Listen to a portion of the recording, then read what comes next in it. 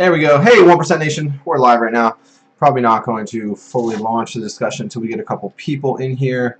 But this is episode 88, I think. I'm going live. I haven't done this in a while, but I wanted to thank all of you for hitting 5,000 subscribers. So we're doing a live subscriber Saturday. So thank you so much for being on this journey. I'm going to go over here and check the stream health. Yep, we're live.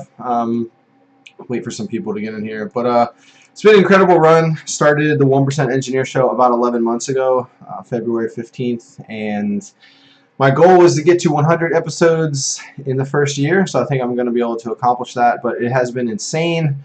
Really didn't start picking up until the fall. What's up, Jake? What's up, Emmanuel? Thanks for being here, guys. We're going to get right into whatever questions you guys have, but I'm just going to announce sort of the agenda for today, which is mostly a thank you, which is what I'm talking about right now. But it's been incredible. Certain videos that have really helped get to here was the laptop review. So if you guys are looking to get a new laptop this spring, let me know, because I've been wanting to make an updated video for that. So let me know.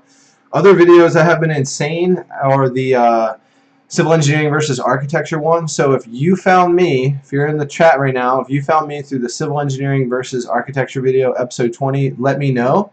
If you're in that balance between, I'm not sure if I want to be an engineer or an architect. I made another video lately that was the architecture engineering explained, architectural. So I'm probably going to keep doing the videos that are the most popular. If you found me through the Our Engineers Rich video, right? If you want more salary information videos, let me know. Like chat in the screen right now. What's up, Kelvin? Emmanuel, how you doing? Yeah. Emmanuel, what do you want to see from the 1% Engineer Show? Guys, I want to know. Jake, you too. Thanks. If you guys don't notice already, but this chat is in the stream, so whatever you guys say will be a part of this episode. So I want you guys to know that your recommendations will live on forever. So so go ahead and mention some stuff. But so that's what this this stream right here today is all about. Is really, what do you guys want to see in 2018, and what questions do you have right now?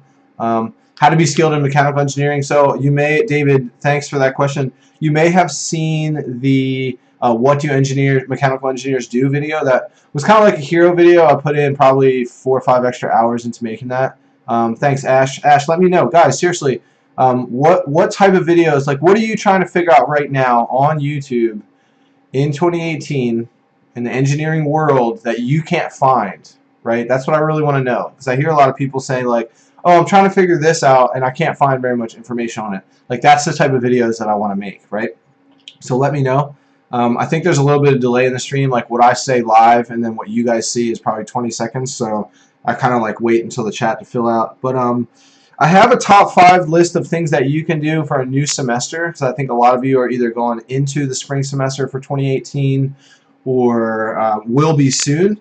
So I have 5 tips here that we're going to get into, but I really want to hear what you guys want to see from the channel in 2018. I want to see some more ideas here. I'm not seeing a whole lot of chat, but the biggest thing besides, that I want to talk about in this top 5 list, besides just thank you guys so much, get some study help topics. So Jake, did you see my 9 tips for engineers studying habits? That came out, has a purple thumbnail. I did make a studying video. I can return to that. Ooh, I like that, Zach. That is a good video, actually, because I'm like really involved. I don't know if you guys know, but I'm a board member for the Student Space Ambassadors for the Mars generation. That's why I have this Mars stuff back here. I make videos for them.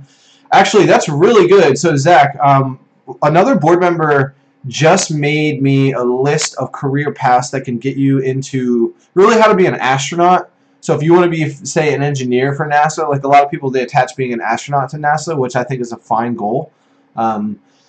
If you can't actually become an astronaut, you can end up doing design or any sort of other engineering with NASA. But that's a great idea. I really like that. That is getting noted down here. So guys, what other types of videos do you want to see? And just thank you so much for being here. There's only 10, 12 of you in here live right now. But I want to jump into some tips for you launching 2018 in such a successful way. Number one is get your habit loops down, guys, right? Like, you should be doing things like doing your homework the same time every day, and really make sure that you're not rewarding yourself until you're finished your homework. Don't give yourself some sort of like false positive reward. Get into the same cycle of like sleep patterns, waking up at the same time every day. Also, going to sleep at the same time every day, things like this. Really make sure. I want to hear a story. Let me know in the chat right now. Hey, Mom. Let me know in the chat right now if you guys are going to build a good relationship with a professor this year. That is another thing on this habit loop. Get into the habit of actually staying after class and lingering for a couple minutes. What's up, Abu? Study tips. Yeah, man. I want to know, you guys that are mentioning study stuff, let me know in the chat, did you see the top 9 tips for studying? I talk about Pomodoro. I talk about the diffuse methods where you really need to start studying earlier. Like the earlier you start studying, if you start 2 weeks in advance, you don't actually have to study as much. I guess the mic's working here, right, guys? It must be. Let me know in the chat if you've seen that video. Otherwise, I will do an updated study video. That's a topic that I think can be updated once every 6 months or so. But let's get back to the top five tips that I want to just real briefly go through. While I'm thanking you guys so much, I still can't believe that we even hit 5,000 subscribers so fast. It's only 4 months ago that it crossed 1,000. It's really been incredible. So thank you guys so much. That's really what this stream is about. Mostly a thank you today, because I haven't done a live stream in a while.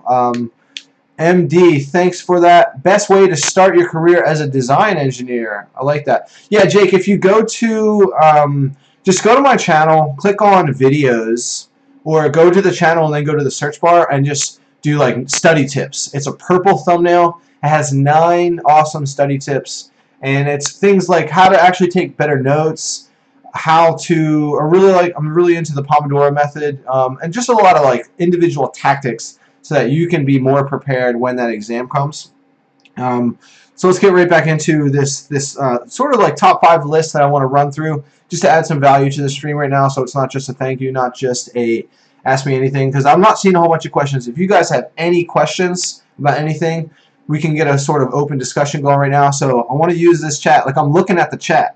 I want to let you guys know that I'm not missing anything. So habit loops, what else can you be doing? Who's going to stay after class and talk to the professors at least once a week this semester? That's really what you need to do. What's up, Danny? Thank you so much. I'm glad that you could actually jump in here before the Eagles game. I was talking to my buddies last night. People are a little bit nervous, but they're very confident. Guys, over here, it is a Eagles playoff game day. So in Northern Delaware, everyone, and in Philadelphia, shout out to Danny in the stream. Everybody is hyped up. It's an Eagles Saturday, so hoping for the best. It's going to be a good game. The line is only 3.5, so Vegas thinks it is a pretty even match. That's another role that I see engineering students do. They go into like actuarial science, so they'll help insurance companies and sort of betting companies develop these lines. So anyway, that's funny.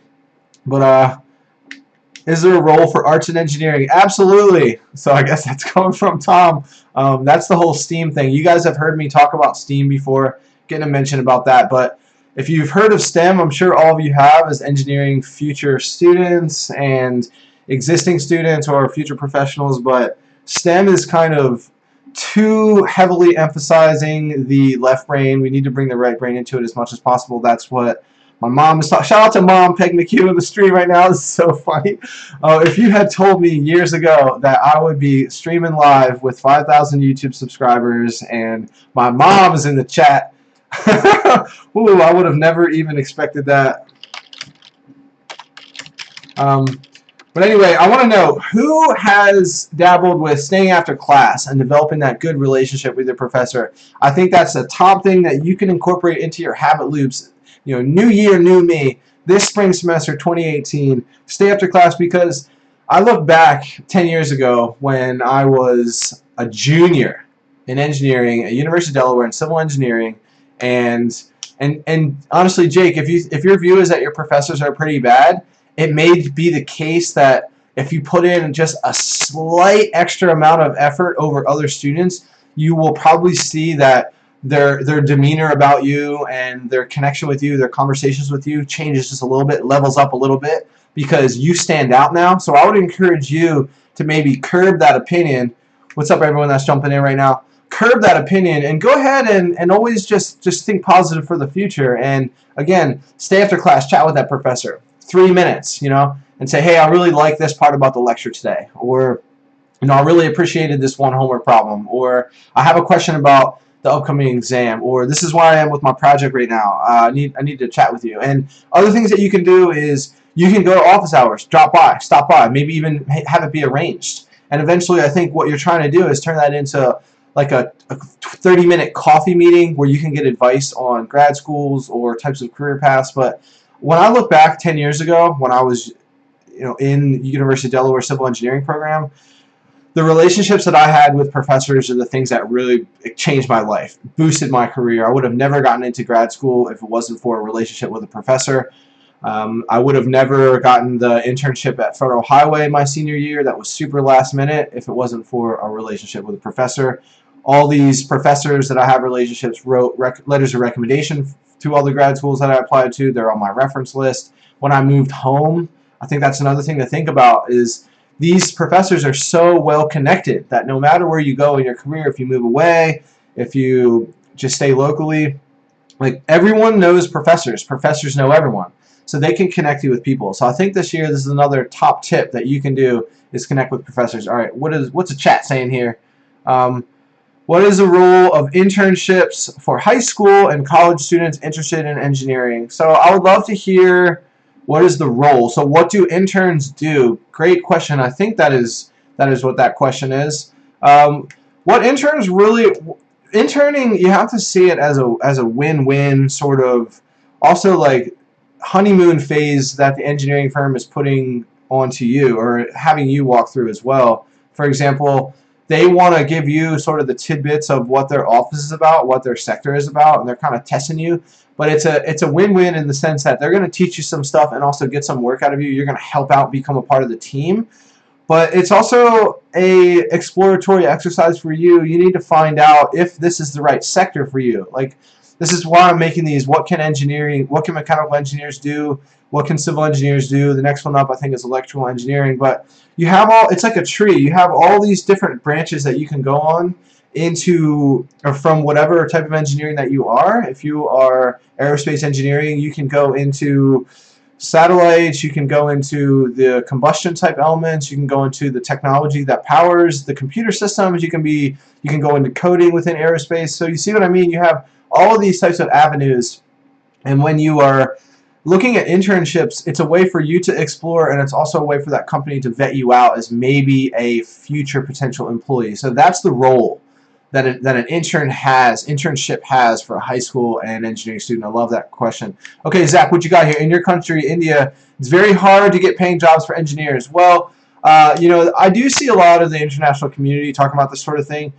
In the States here, in the West, you do have the same. There's internships that are unpaid. So you have to look at what you're willing to do to get into the industry. You have to look at what you're willing to do to get into a certain company. For example, the higher the power that certain tech companies are, Apple, Facebook, Amazon, they don't always pay for internships because the competition is so high. There's students that are willing to not pay. So if you are in a financial situation where you absolutely need to have paid experience, then don't consider unpaid internships, right? So it's as simple as that. So in terms of digging into personal financial situations, we're not going to do that on this channel. There's plenty of advice for you on YouTube for that.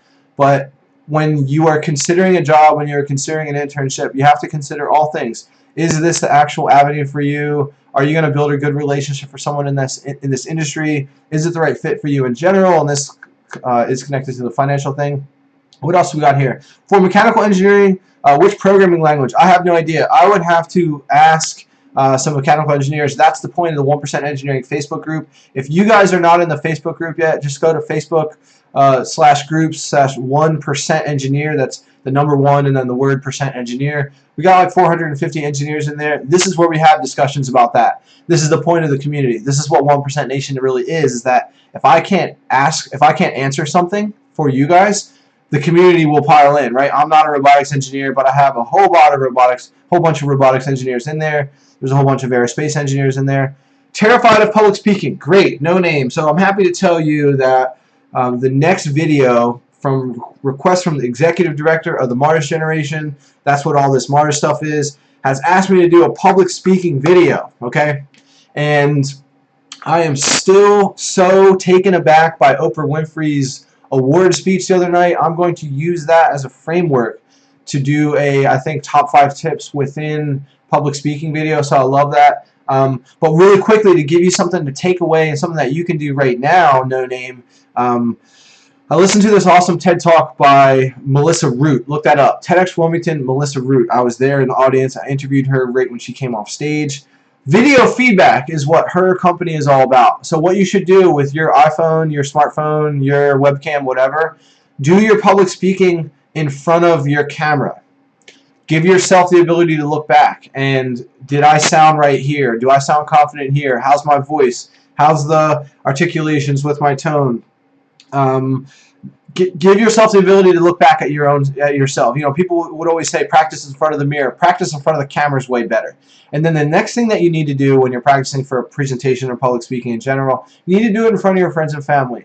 Lower that nervousness barrier, right? You're not going to be as anxious to do it in front of your friends and family. And if you can't actually crack that sort of anxiety when you're doing it in front of 3 friends, then you're going to be super nervous to go in front of your class. So practice, right? Practice. And make sure that you have developed what they call the scarlet letter. This is a legal term, is that you don't have to have your speech memorized. If you know the content of your presentation so well that if you go up there and even if you misstep, you can just riff. You can just pick it up right wherever you left off, and you can even change the order sometimes. But if you know the content of your presentation so well, if you know that scarlet letter so well, it doesn't really matter if you lose your place. So it comes down to really confidence, practice. Know the content, be comfortable, do it in front of people a lot before you actually get up in front of that class. And iteration, iteration, iteration. I mean, the reason why it's easy for me to go live on YouTube is because I've done 87 episodes of the 1% Engineer Show. I wasn't doing live shows until this was like 30, 40 episodes. It makes me nervous. Like, I'm nervous to go live every time. I'm mostly nervous about something going wrong. I'm not really nervous about putting myself out there anymore. But it comes down to iteration. Public speakers, orators, people who are awesome public speakers, it comes down to practice. They've done that speech. It looks like they're so good, but they've done that speech so many times. So, good question. All right, what else we got here? C is a basic programming language. Actually, absolutely. I'm not sure. In the chat right now, if you guys know what are the most common coding languages today, you know, I see Java, I see a lot of stuff about C and C++. If you know information about what coding languages that mechanical engineers, or really the question is this: if you're a mechanical engineer, you need to know what programming language is going to integrate into Solidworks, because if you can write scripts for Solidworks and you can write scripts and know how to go into the back-end code and look at what's actually going on in the software programs that you are using in your classes, that's going to be very powerful for you. So that's what I think is your true question, is what types of coding languages are going to integrate into SolidWorks ecosystem. So how much programming do engineers use on a regular basis? So Zachary, great question. And I'm really glad that you mentioned electrical engineering, because this question is going to vary.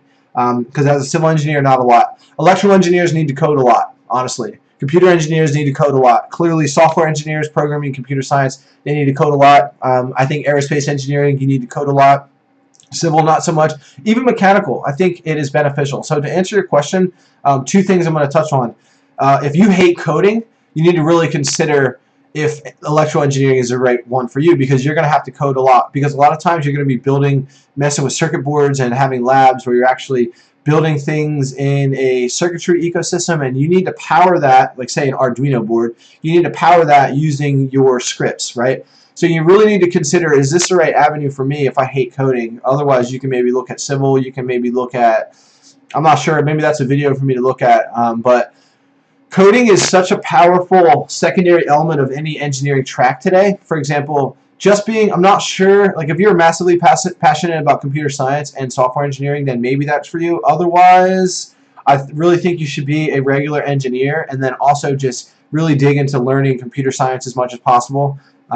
So there's a lot involved with electrical engineering to answer your question, Zach. What else we got here? Another Zach. That was Zach Ruddick. Thank you. Zach Marcus. Depending upon better lifestyle, which do I choose? I mean, I don't know what you mean by lifestyle. If you mean which one is easier, they're not. Neither one of them are going to be easier. I think civil engineering, I think engineering in general is more time-consuming of all the majors, because the architectural course is going to have a little bit more stuff on architectural history and design, and maybe actually building stuff, and be a little bit more theoretical in terms of not as much math-based.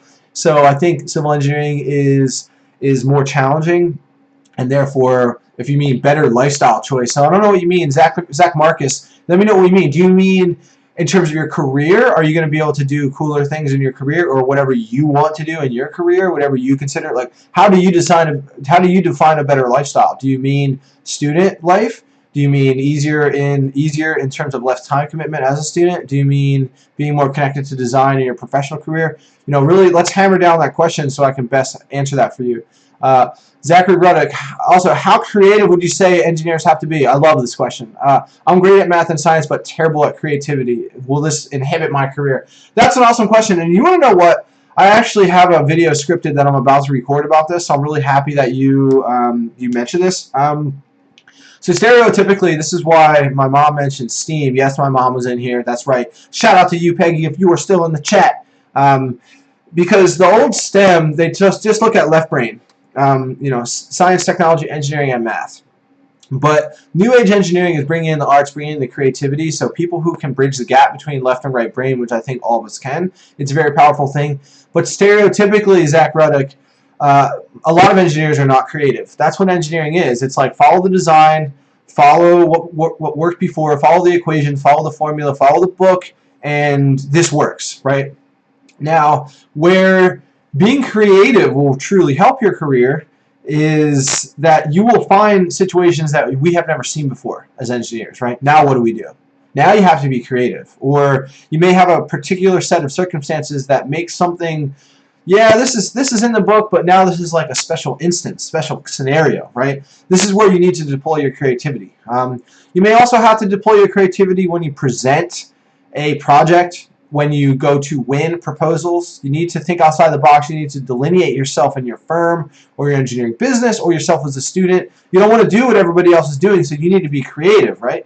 So you don't absolutely need to be creative. I think is a massive, massive advantage over time, because society told me that engineers were not creative. I used to think that I wasn't creative, but like it seems that each year of my life, I'm 30 today, guys, I understand that like my math side and my engineering side is so connected to my creativity. So great question. So for those of you who are in here right now, wow, this is awesome. We got 20 people watching live. This is more than I ever used to have in October. Thank you for being a part of this community. Thank you for being a part of 1% Nation. This live stream right now is a thank you for hitting 5,000 subscribers. Woo! If I had a sort of sort of button, I'd be ringing that right now. What we're doing today is I'm running through a list of top 5 things that you can do to launch your spring 2018 semester in a better fashion. New year, new me. And I'm also answering to AMA, answering whatever questions, so I'm going to get right back into those. So drop your questions in the chat. I'm watching the chat, and your chat question will live on forever. So if you say anything crazy in the chat, you will be banned forever, just so don't do that. Our engineering, I guess, Oscar, our engineering hands, that means engineering hands-on? It depends. Not really. If you want to be hands-on, you can go into like engineering technology technician, and do like a 2-year, but that's sort of the point of engineering, is that you're doing more of the design, you're doing more of the higher level, you're not doing the hands-on type stuff. Now, construction engineering and management, that is a video that I did lately. My University of Delaware alma mater has a program there. That's not hands-on, but you need to be in the field. You're kind of more connected to what's going on in the construction side of things. So it depends. I mean, hands-on, it depends. If that's what you really mean, Oscar, like, in robotics engineering, you have to actually get in and tinker with the robots. In mechanical engineering, you probably have to go and like look and feel at the design and make sure that everything is working properly. You have to go look at the machine. So are you like cranking on metal and building stuff with your hands? No. Do you have to go and look at the designs and go to the factories, go to the field, go to the job sites, and actually, and actually see if things are working as properly as per your design? Yeah, absolutely. Jadvar, choose for me, civil or mechanical engineering? No, nobody can choose that for you. If you love them both equally, this is what you need to do. First of all, you need to look at both my videos. What do civil engineers do? And then also, what do mechanical engineers do? And look at what types of industries get you the most excited. Like, where are your interests, right? Like, do you find yourself interested in infrastructure and buildings and skylines and transportation systems, and maybe how these buildings stand up and the design of the beams and all this type of stuff? Like, are you attracted to a building type environment or a social infrastructure type environment? Or do you find yourself being more attracted to taking little stuff apart and building models and tinkering with robots and circuit boards and this type of stuff, and maybe the combustion of thermal applications, or maybe the actual piping and the heating and ventilation within a building rather than the building itself. Like those are the mechanical engineering side of things. So nobody can choose for you. You need to look at what you need to audit yourself. You need to become self-aware of your own interests and just look at where your passions are. Okay, look at what you're more connected to, and then you'll be able to choose the right major. Because if you get halfway through civil engineering and you find yourself way more interested in the actual components in design, which would be mechanical engineering, that's not going to be a very good day for you, because you may have gone down the wrong path, right? And you want to observe these things, you want to recognize these things as early as possible. So great question. Java is really used a lot. Thank you for that. He's talking, Emmanuel, thank you so much. He's talking about one of the coding languages that is applicable to mechanical engineering. Azul, he says, hey Jake, your content is really high quality. I'm looking forward to seeing this channel blow up. Thank you for being a part of this. I've never seen you in any of these videos before, but thank you so much. Make sure you leave likes and comments on videos if you like them, because you guys, honestly, the YouTube algorithm rewards engagement so much on videos. So the best way that you can support this project, the best way that you can develop a bigger relationship with me and recognize and have me recognize you in live streams and in the Facebook group, you can do these things. Like videos, comment on videos, because I have the best relationships with 1% Nation members who engage in the videos. They comment on videos. And then also join the Facebook group. Every video I put out, I don't think it's actually in the live stream chat below, but in every video I have a link to the Facebook group. That's how you can become a part of the community. There's 450 engineers or so in there. That is the Knights of the Round Table of 1% Nation. That's how you can become closer to this tribe and thank me. So thank you guys for being here, seriously, but that's what you can do to even further surge this community. I really think I can get to like 25,000 subscribers by the end of 2018. That's what we're going to try to do. All right, keep your questions coming, guys. We're doing AMA. I'm asking whatever questions. Go ahead and drop them in the chat. How many live people do we have right now? 20. Awesome. Okay. I'm so helpful. Thank you. Thank you. Thank you. Hey, Jake. Benjamin says, congrats on 5,000 subs. Mechanical engineering student. What do I think for a minor in management and finance? Great question. So when I was an engineering student, 12 to 8 years ago, 12 to 9, 13 to 9 years ago, whatever, people told me that minoring in some sort of business was going to be good. I think minoring in finance might be an interesting one. I think management, like business management, might be a good idea. But like honestly, here's the truth. So no one, or this is going to be subject to some debate, because minoring in business or getting a minor in general, sure, minor in general, sure, is okay. But like the professional industry doesn't really care if you double major or if you minor. So like, for example, you have to decide where you're going to spend your time. Like if you minor in college, what it may mean, like if you can do it and not have more semesters and not incur more student loans and more debt and more opportunity costs, because even that extra semester is opportunity costs. That extra semester is maybe worth like $30,000, because that's what you could have made if you had launched your career, right? So it's not only maybe debt, but it's opportunity cost. So it could be a swing of like $5,000. So if you have to do even one extra semester for a minor, I would say don't even do it. If you can integrate it into your existing engineering ecosystem, like you can squeeze it in and not do extra time, great. And if you believe, like if you have the personality that you're going to go into corporate, and if you're going to be a leader, if you want to go and be a CEO, like if you see yourself as a CEO one day, sure, maybe, you know.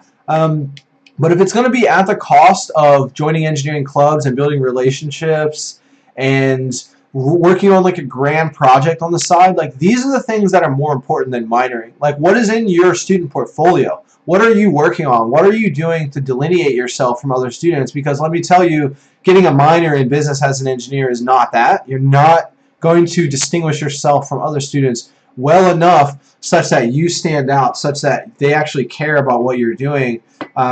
So I don't actually really encourage it. I don't. If you are such a good student and you love finance or business management and you just want to do it and you can get it in there with not an extra semester, sure, do it then, right? But like a lot of people think that a double major or minor is something that is going to be respected, and it's just not. It's just not. So Again, like I precursored that by saying it's subject to some debate because I'm probably going to burst some bubbles here. And yeah, there's going to be people will say otherwise, particularly if you have already chosen to do it. That's okay. Like, it's not bad, but I think there are other ways to spend your time as a student to further advance your career, like working on grant projects and spending lots of time building relationships with other baller students. Like, I would rather see you really dive into an engineering club and become a club president. Being club president of Solar Power Car or Steel Bridge or your robotics team at your university, that's what's going to accelerate your career, because people are going to say, oh, because they see club president as like future division manager of an engineering company or future professor at a university. So that's what you should do, in my opinion. So I'm going to go back up to these comments. Keep the comments coming, guys. Thank you so much for all these. Keep the questions coming. What else do we got here? Does an architect work on structural points and with math as much as an engineer? No. Andri Asaf, thank you so much for that question. Architects work a little bit more with the design in terms of the math side. See, engineers work with like the quantitative design. Is this going to stand up? Is this building going to work? How much does it cost?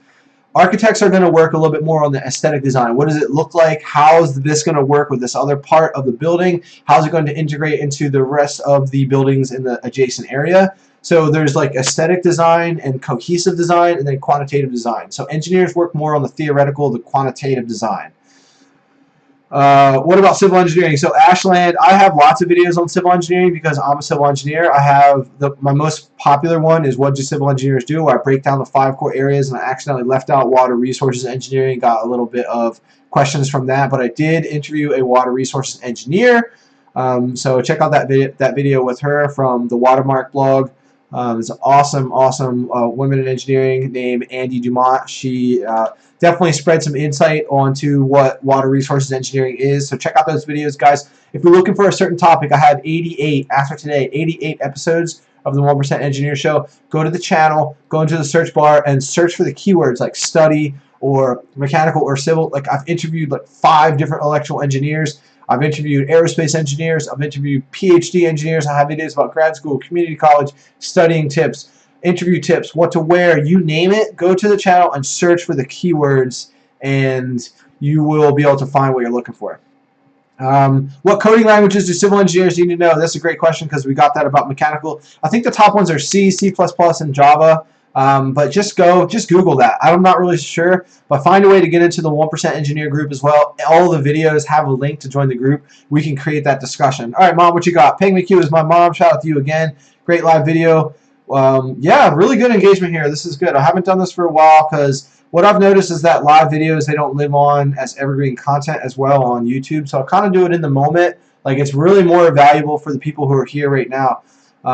Great question. I see this question coming in right now from R. Diaz. Does EE have a good future? Love that question. I'm going to get to that in just a second once I crush through a couple more of these. Okay, Emmanuel, you should do videos on how much engineers actually make. You're right. Like broken down into tax, healthcare. Wow, that's a great point. I think my boy Zach from Major Prep, we've done a bunch of collabs.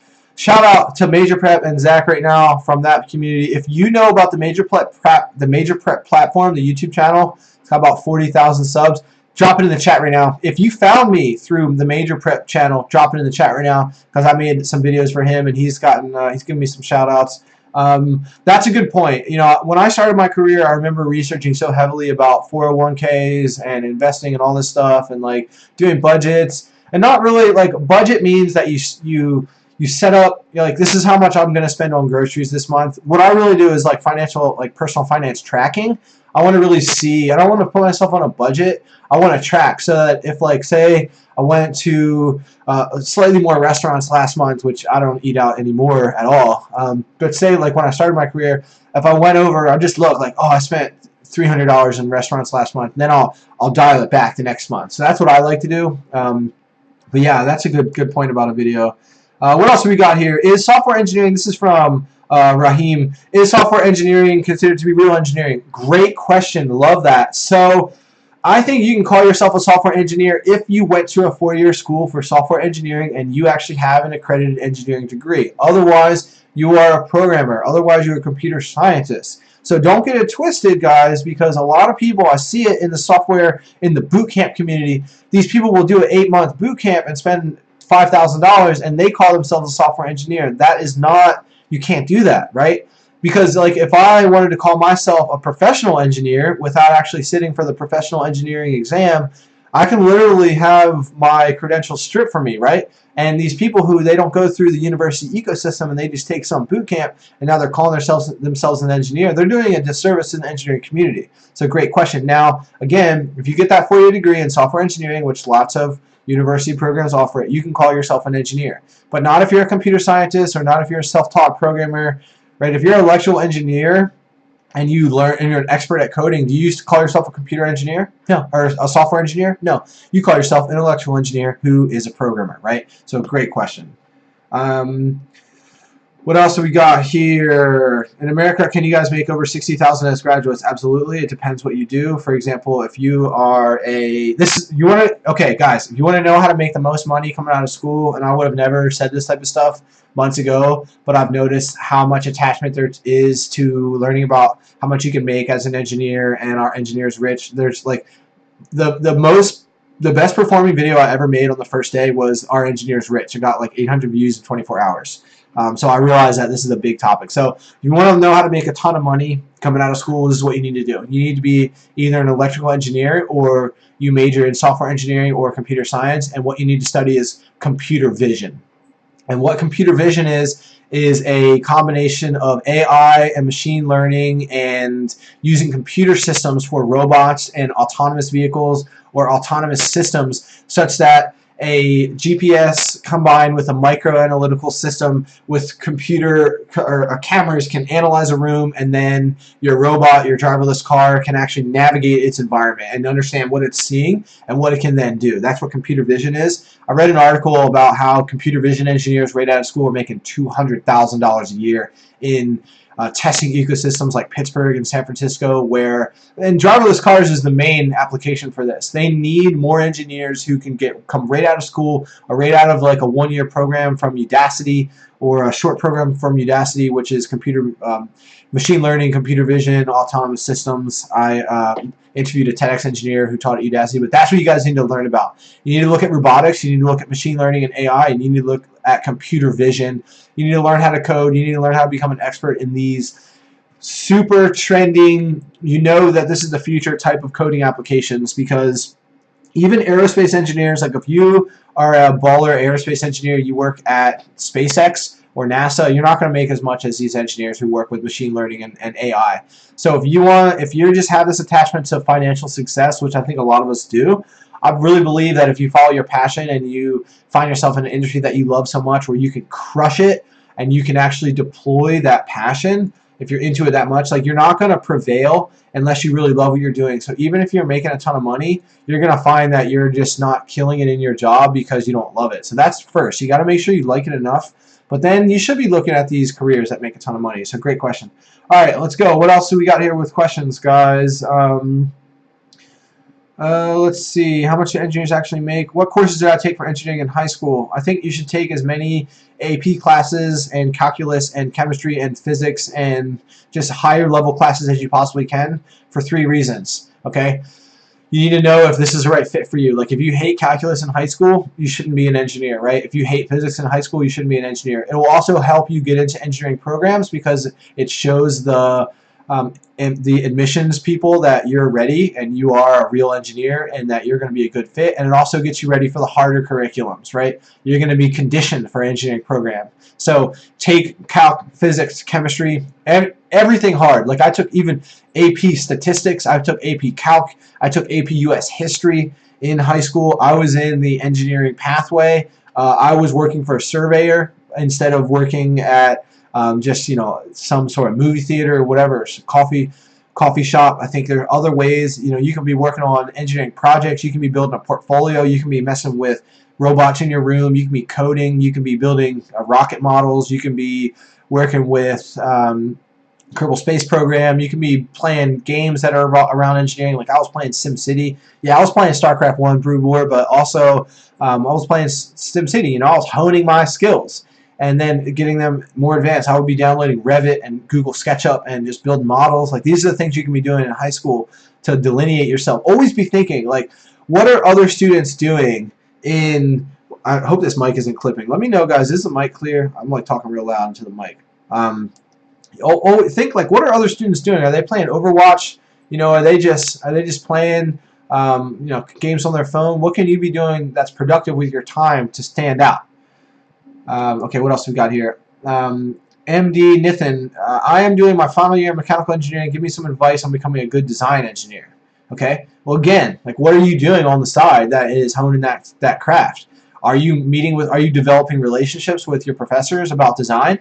You know, what should I consider? Where are you in a club? Are you in a mechanical engineering club that actually allows you to utilize your skill sets and your knowledge in deploying that design? Like, what are you doing with your time to become a better design engineer? That's what I want to know. MD Nithin, great question, but, like, what are you doing? How can you become a good design engineer? By actually deploying your skills, by actually doing stuff, right? You need to build stuff, make stuff, you need to do stuff. Why did I start this YouTube channel? Great question. Honestly, I started this YouTube channel in order to build a platform and a community of young engineers to help people, because I noticed this void. I noticed that there was not many people who were teaching how you can use relationships and how you can actually build up a community around you and go out and interview people and really build up a personal brand. And I recognize that there's people who they teach engineering, like they teach physics. There's YouTube channels about how does this car work and how does this space shuttle work, but they don't actually teach how to become a successful engineer. Like, show me another channel on YouTube that is teaching career success and engineering student success, and I will be crazy surprised, because it doesn't exist.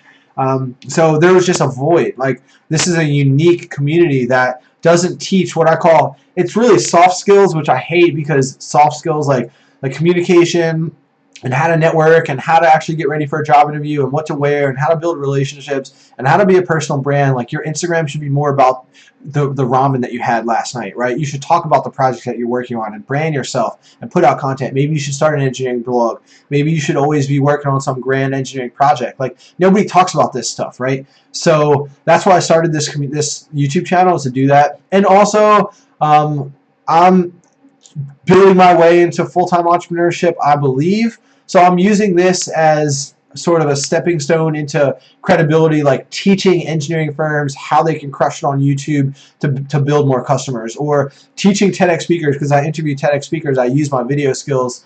There's a bunch of TEDx like name tags behind me, because I went to like 8 different TEDx events last year and interviewed like 96 TEDx speakers. But these speakers want to know how to be an authority on YouTube. So I use what I know, what I'm passionate about, which is this triangle of video, engineering, and mentorship, to really just talk about what I love and put out videos, and then to show TEDx speakers that I know what I'm talking about on YouTube, and then maybe help them. So it's kind of a multifaceted thing. Good question. I love that question, why I started on YouTube. So to all of you who have jumped into the stream right now, thank you so much. We got just over 20 people live, or we had 24. Drop in whatever questions you have. Thank you so much for being on this journey, 1% Nation, to 5,000 subscribers. That is exactly what this stream is about. I will get back to my top 5 list, but I got so many questions here. I'm still trying to catch up. Thank you so much for the questions. I want you guys right now in the chat, give a shout out to yourself. Where are you from? Okay, and what type of engineer are you, or are you trying to be? I want to hear that in the chat right now while I'm catching up on questions. Tommy Williams, nice to see you again. See, shout out, guys. If you attend live streams, if you comment on videos, I will recognize you, and I will give you a even bigger shout out, because I just see you guys being a part of this community. Tommy Williams, are you in the Facebook group yet? Let me know. Can you get paid an extra salary by having a master's degree in aerospace engineering? Great question. So having a master's degree is never going to hurt. You won't necessarily get paid a whole lot extra per se. Yeah, you will launch your career in terms of having a better salary, but what having a master's degree will allow you to do is give you more authority in your career in terms of almost like an immediate fashion. You'll be able to be a team leader a little bit more. You'll probably get promoted a little bit faster because there's a lot of other baked in things. Like it shows your ambition, it shows your hunger to have the best career. So people kind of understand that. So if you get started in your career and you have a master's degree, or even if you start working for 2, 3, 4, 5 years and then go back and get your master's degree, or even 10 years later, whatever, it just kind of like frames you that like, oh, this person has their master's. So they know that you want to crush it in your career. And usually what will happen is, because of that, if you actually want to get promoted and you want to become either technical lead or you want to become a manager, then you will end up making more money that way. So having a master's degree won't necessarily get you like $10,000 more salary, but it will put you on a stronger course to accelerate your career. Do you need it? No. Again, like, can you crush it in your job? Can you build the relationships in your job and be likable and actually perform? Like if you have a master's degree and then you're lazy and then you don't build good relationships in your job, it's not going to be connected to higher salary. So it's kind of like a step one, right? So good question, Tommy. Jadbar, what do you say here? What math classes are required before freshman engineering? Because I'm taking foundations of college math. Again, if you can take advanced placement calc, or if you can take calculus, physics, chemistry, if you can take AP statistics, like take the hardest classes that you can get in software in high school. That is going to get you ready for engineering. That's going to help you get in. It's going to help you be conditioned to the more challenging classes. Take the hardest classes you can possibly have. So RDS, I'm finally getting to your awesome question about electrical engineering future. Are you still in here? I'm sorry, Rosetta Black. I'm going to get to your question first. How do you get more involved with civil engineering when dealing with general ed courses? So again, build relationships with your engineering professors or your teachers. I don't know if you're at the high school level or what. Go out into your community, interview civil engineering professors. Pick up the phone, ask if you can come in for an informational interview for 30 minutes. Find out if you can be a student member of a professional civil engineering organization in your city. Develop relationships with people online. Get into the Reddit communities. Figure out what types of civil engineering side projects you can do at home. Can you be building models? Can you be making sketches? Can you be building things in Revit and Google SketchUp? Like you can become on your way to civil engineering at home. What can you learn about? What can you be doing? Who can you be building relationships with? Can you start a civil engineering blog or a podcast? Can you put out content? Can you brand yourself? Can you start an Instagram account, or just curb your Instagram account to be all about civil engineering and just become an authority and start like putting your voice into what is a good civil engineering design and stuff like that? That's what you can do. So electrical engineering future, RDS, great question. This is awesome, guys. Thank you so much for all the comments about where you're from. I want to know where you guys are from and what type of engineer you are. Keep piling it into the chat. We're coming down here at 46 minutes into the live stream. Awesome. Electrical engineering, RDS, are you still in here? Yeah, you are. Great. You're from Portugal. Okay, I'm getting to your question, RDS. So, does electrical engineering have a good future? The answer is absolutely it does. Electrical engineering is one of the core futuristic engineering facets. For example, I think that aerospace engineering, computer engineering, software engineering, electrical engineering, these four have a massively awesome future, because like look at what's going on in space, look at what's going on with nanotechnology. Like every nanobot, some electrical engineer designed the circuit boards and the way that the power systems work in that little tiny nanobot. Mechanical engineers bridging into electrical engineering. Coding is heavily baked into electrical engineering. So these are fields, these are industries, these are facets of electrical engineering that are just exploding, and you're going to have a good future with it. So I highly think that you should, if you're into electrical engineering, do it. Do it for sure. Keep that going. Okay, Benjamin Shao, great question, or thank you for the question. Would I recommend studying abroad? Absolutely. So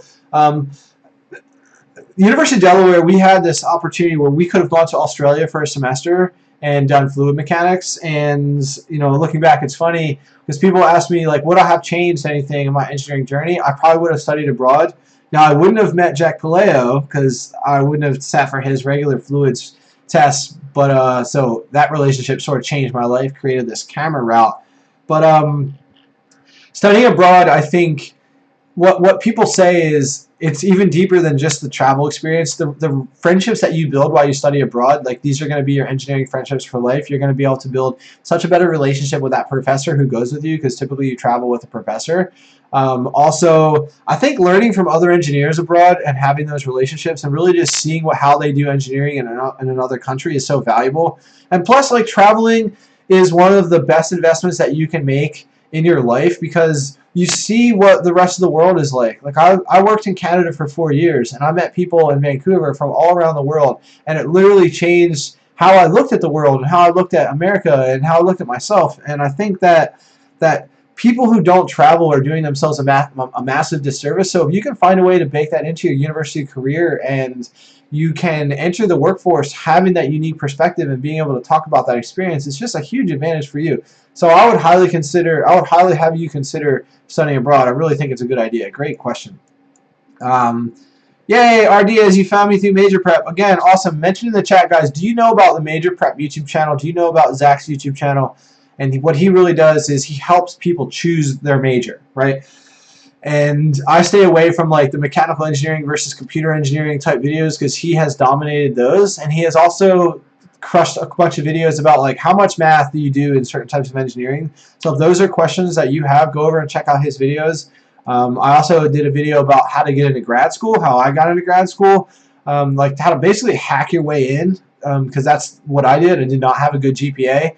I did not have. I didn't even, when I applied, I didn't even take the what's called the GRE. I like applied and was sitting in the scores late.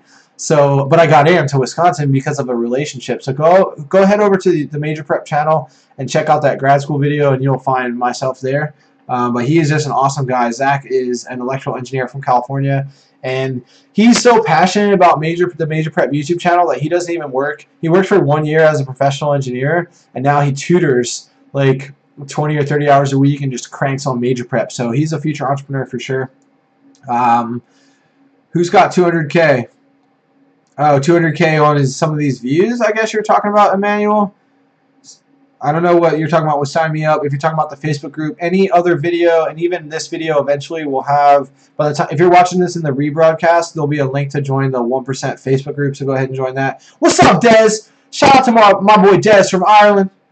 I mean, honestly, any place. He's asking, would you say Canada would be a good place to work on cutting-edge electronics? Absolutely. So any place that has a tech company or engineering companies that are in the West, they're dealing with awesome cutting-edge technologies. So you don't need to be in Silicon Valley or in China to work with awesome electronics. Like any country, because you find yourself in a place like Vancouver or Calgary or Toronto or Montreal, any big city is going to have companies that are working with electronics. So absolutely.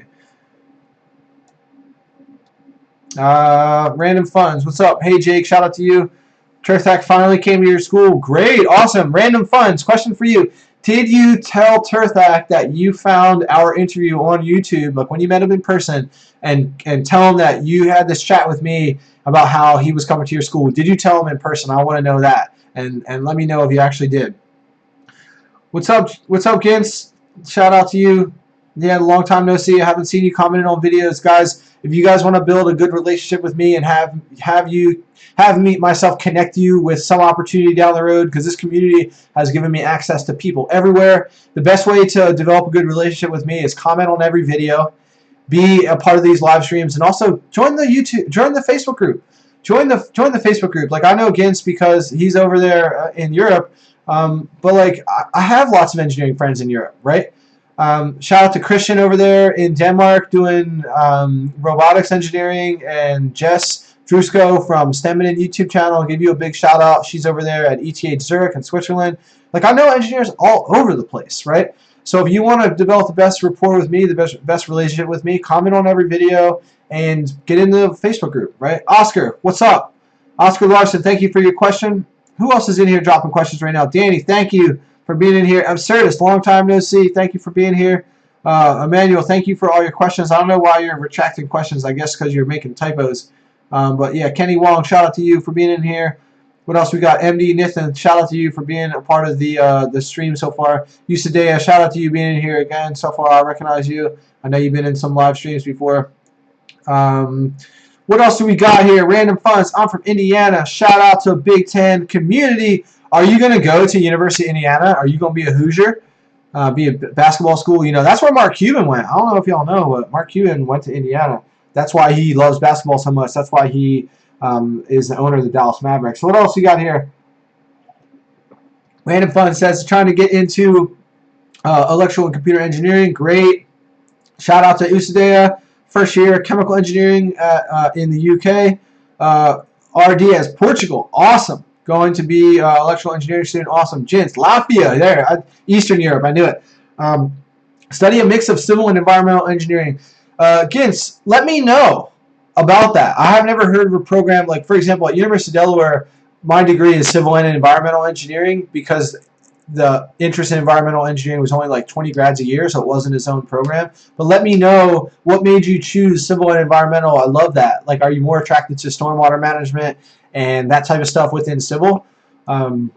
London, Emmanuel says London, hoping to study EE. Emmanuel, I don't recognize you besides this chat. I know you're in here way at the beginning, but make sure you find a way to get into the Facebook group, facebook.com/group/1%engineer. There's also links in every video to join that. I want to make sure that all these people, particularly from the West, because I do get a lot of students who are second language English, and it's hard to build a tribe in a Facebook group. I need everyone to have awesome English, so I'm a little reluctant to let people in there unless they're first language English. So that's just my choice. I can do that. It's not any sort of nationalistic or definitely no sort of racial thing, guys. It's about how to have the best community, and the way to have the best value for that community is everybody is on the same page with language. Because over time, I've experimented with this Facebook group, and I have to vet. Like, I make it so that you can post without I don't have to approve the post. So to have that confidence, I just need to know that everyone's English is strong. So that's just another thing. Like, if you're from the West, if you are somewhere studying abroad, and even if you're in some crazy country, like I meet engineers from Europe and they're studying in Korea, or even from Europe and they're studying in the Middle East, and lots of places all over, but in the West. But if your English is good enough, I want you in the Facebook group, right? And I'm pretty sure, like, I've looked at my metrics on the website. There have been like engineers from 86 different countries of the 197 who have joined. So I love that. And again, shout out to Danny, just to further emphasize my sort of worldview on engineering and worldview on support and diversity. Like, she knows I'm a feminist. She knows that I am like in total support of massive diversity with engineering. I'm trying to bring as much emphasis and empowerment to the non-white, non-male types of engineering. That's why, if you guys notice in my visuals for my videos, I always put tons of engineers of color, tons of women engineers. So I'm trying to smash that status quo. But just one note about that Facebook group, like, it has to be primarily English speaking. That's just like a rule with that. What else we got here, guys? Moving on. So awesome. You guys are really crushing this chat. I love it. Oscar, what do you think about Industry 4.0? What do you mean by that? And which majors should I choose to work in Industry 4.0? I'm not sure what you mean. Maybe expand. Oscar, what is Industry 4.0? If there weren't such a backlog of questions, I would Google it right now. But I'm going to just keep going on to these questions. Usadea says, have I ever had to deal with bad groups during university? Again, what do you mean? Guys, be as detailed as possible with your questions. Bad groups, like... like, for example, if you're in a project group and you're the only one that wants to put in effort, I think that's like a lot of good engineering students face that problem. Man, what is on this? I think you have to do your best to empower your group and make them feel like they're better students than they really are. Like, don't be like, say you're a group leader. Like, be like, hey guys, like, we're all really good students here and we're all successful. So what we're going to do is we're going to make sure that this project is successful, and just frame it for success at the beginning, and give people responsibilities that like make them feel good. Make sure that their skill sets are actually tapped. For example, you don't want to put the person who actually hates to write, don't give them the responsibility to write the report. And if you're the group leader, again, you just have to make sure that you're keeping people in check, but also empowering and not trying to be a tyrant. Like, leadership is a really tough thing. But just have regular group meetings. Keep people accountable. Keep people in check. Like, hey, send little emails. Have face-to-face meetings as much as possible. Keep people accountable for being a part of that group. And I think that, like, going to professors and talking to them and threatening group members is not the way. Don't do that. But just make people feel like they are worthwhile for being a part of a good group project. And remind them that, like, you guys are all good students. Like, it's more about, like, if you make people, like, for example, if they miss a deadline, be like, you're better than that. This isn't like a good engineering student wouldn't do that, and I know you're a good engineering student and you're better than that. So let's just really try to do better for next week. We're actually gonna hit the targets now, right? Like it's not about like engineering dominatrix or dominance type thing. What else we got here, guys? Random Fun says, what is the #1 tip I have for college students? Build relationships with your professors, #1. And then also #2 is build awesome relationships with the top students in your class. And also a tactic within that is to join clubs. If you can become president of an engineering club, you should do that. Danny, shout out to you for being in here. She was president of SWE, Society of Women Engineers at Drexel, and now she's crushing it, speaking at conferences, winning awards. Like, that's what you want to do. And she's literally in the newsletter. We work together for a company. She's literally in the company newsletter about her accolades. And now that has trickled into her professional career because everyone in our company knows about how much she was a boss, how much of a boss she was at Drexel as an engineer, as a civil engineer. She's a bridge engineer. So build relationships with your professors, build awesome relationships with winners and go-getters, with people in your groups and other awesome students, and it will trickle into your career. Be a club president is tip #3. Emmanuel says, and shout out to everybody who's dropping new questions. Yeah, I see your little message there, Danny.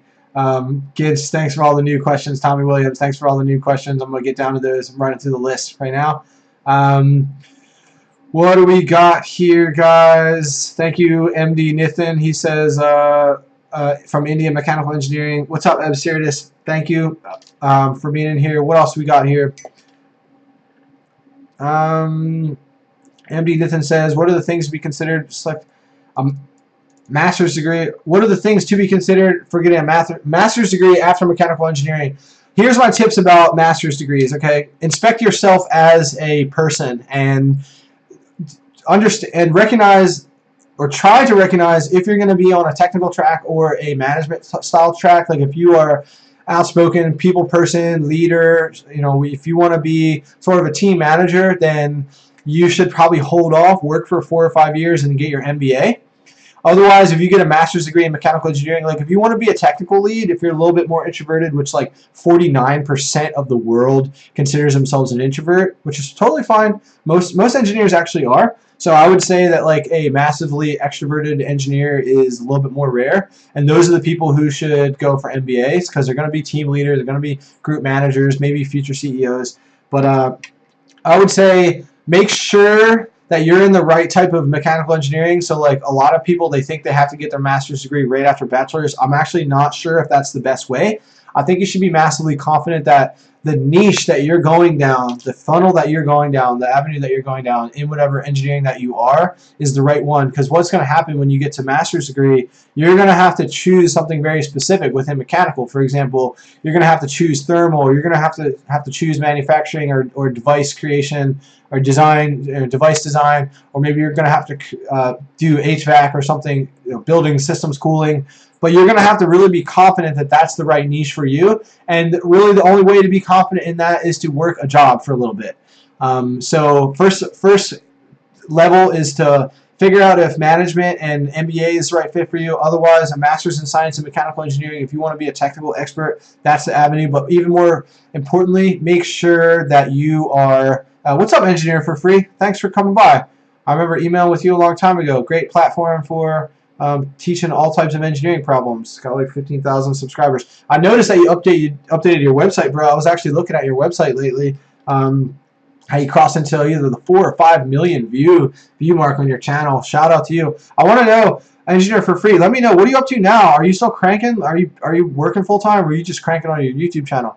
But anyway, back to the master's degree. Do you want to be a manager, then get your MBA, wait 4 years, go back to school? If you want to get your master's degree, master's in science, maybe you go work for 2 to 4 years and then go into, probably work for like 2 years max. 1 or 2 years, figure out if that's going to be the right one for you. Because it gives you the opportunity to potentially have a company pay for it. I think it's a little bit more rare than people realize, but there are companies out there who will pay if you get good grades, because a lot of times they'll pay like 90% if you get A's, 80% if you get B's, which most grad students, they get A's because they're just serious students. And they will also have some sort of arrangement where if you come back for 2, 3, 4 years, work for that company, they'll pay for most of it. So that's pretty good opportunity.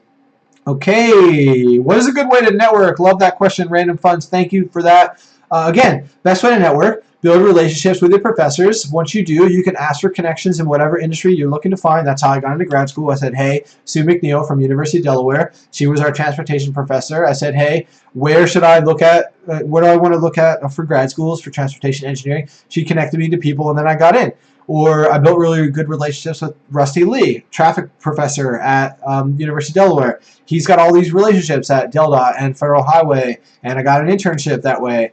Also, join an engineering club. Become a leader in an engineering club. Build relationships with your awesome engineering students. These are the ways you network. And then it gives you more things to talk about when you go to networking events like career fairs. And your clubs will bring in speakers and actually do industry events. And what will happen often is if, say you're a part of the American Society of Mechanical Engineers, they will do industry events. We'll have a speaker come in, and then sometimes those events will be crossed. You will get the emails about the true professional events, and then maybe you will only be like the professional chapter events of American Society of Mechanical Engineers, and then you will be the only student in the room, and then you can like pass out your student business cards or collect a bunch of business cards and build relationships. And next thing you know, you're doing informational interviews, and the next thing you know, you're getting internship opportunities. So you just have to get out there and do stuff and build relationships with professors, students, club people. Get involved with clubs, get involved with professional societies as well, and go to job fairs, career fairs, networking fairs, go to hackathons, go to whatever events in your niche.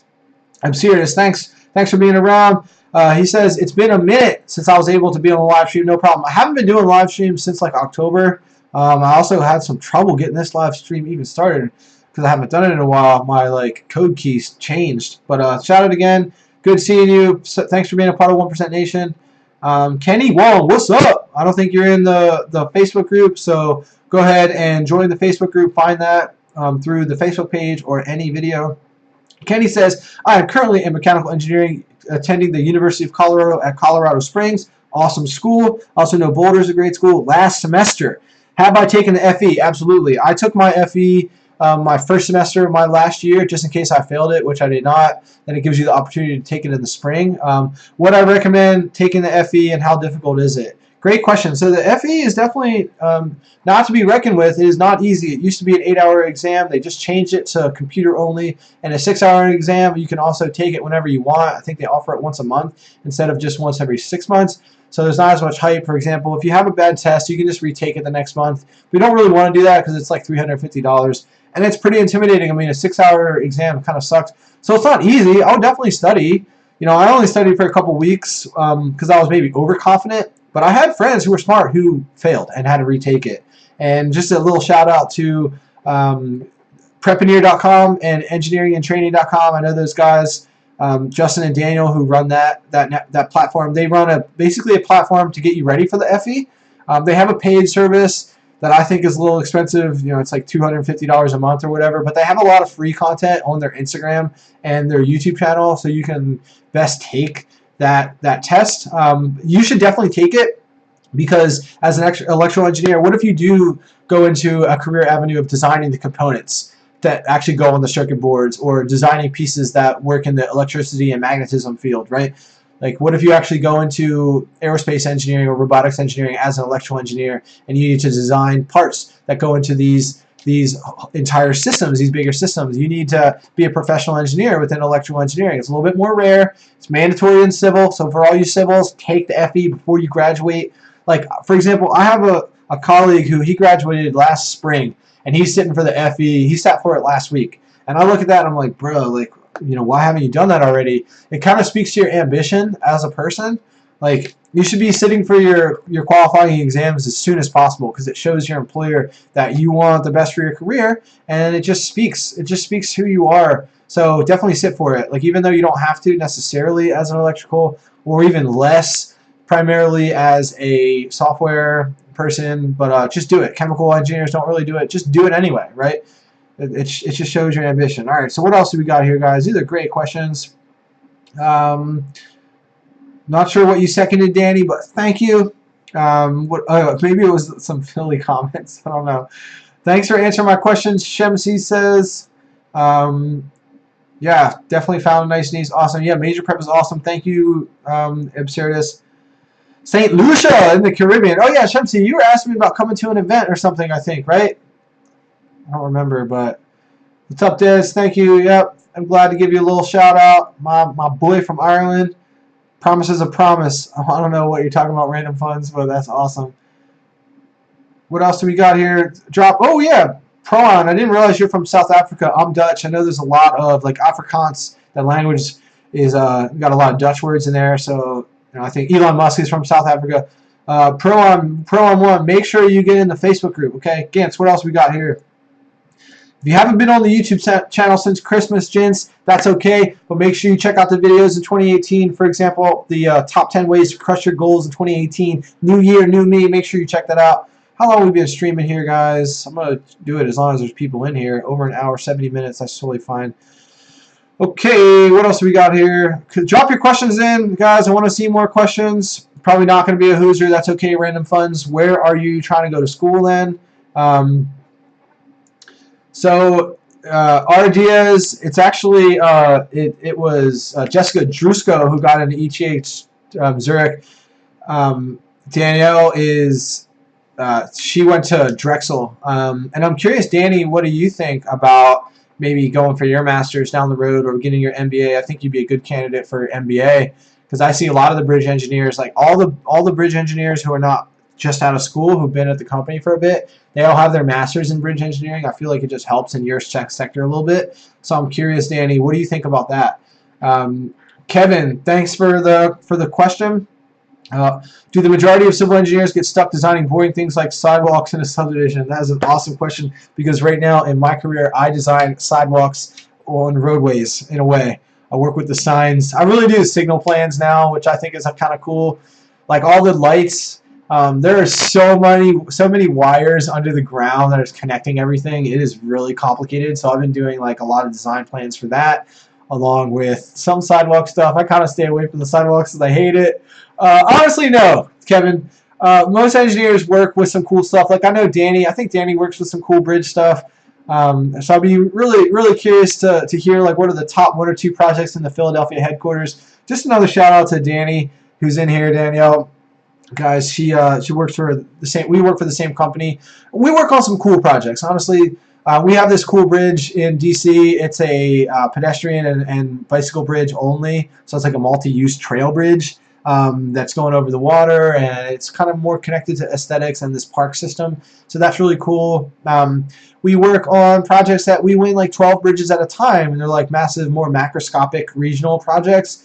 So no, I mean, we don't work on boring things. I think there's a way to find boredom within any sector.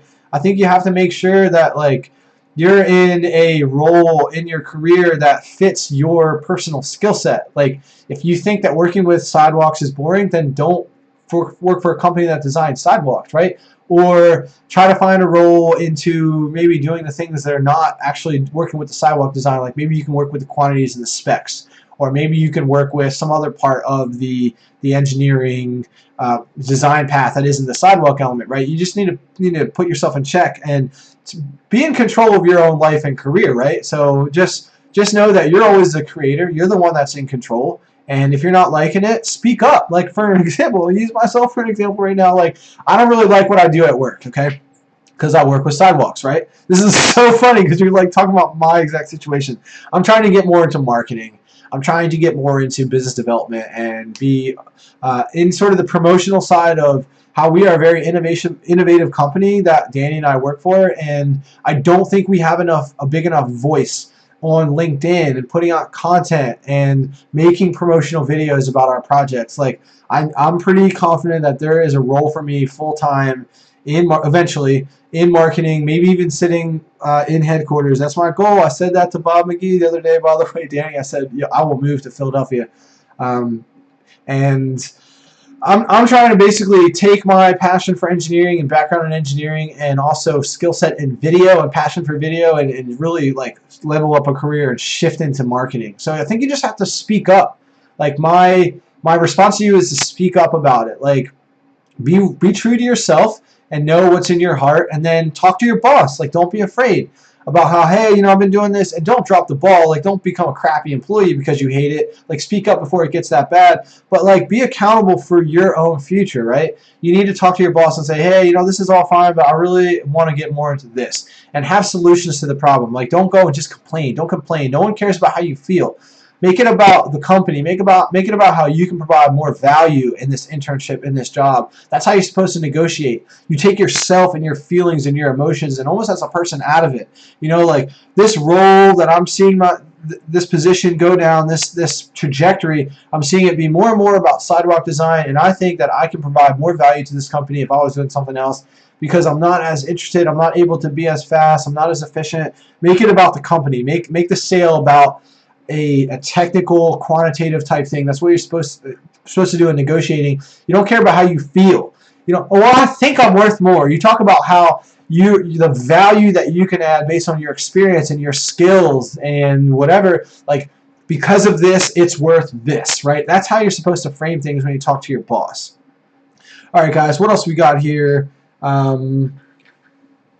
So RDS, if you want to know about how somebody can get into ETH Zurich as a Canadian, because Jess went to McGill as a mechanical engineer and she's doing combustion engineering, I interviewed her.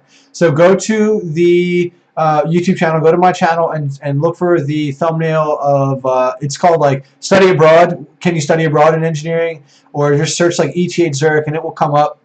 Interviewed her. It was actually live, but the stream froze with her face like this for a whole lot of the stream, which is fine because the audio sounds great. Okay, guys, getting back into the questions. Let's see. Tell me, Williams, I have a question. One day, do I believe, with all technology getting advanced, that robots will one day take over our engineering jobs? So I wrote a long blog post about this on Quora and put it out there because this is a great question, and I do see a lot of concern about this. And the answer is no. If you're an engineer if you do repetitive, redundant, like just software things or design things, then that's pretty risky. But like, the reality about engineering is that we're not going to have to worry about this for a while, because every project is unique.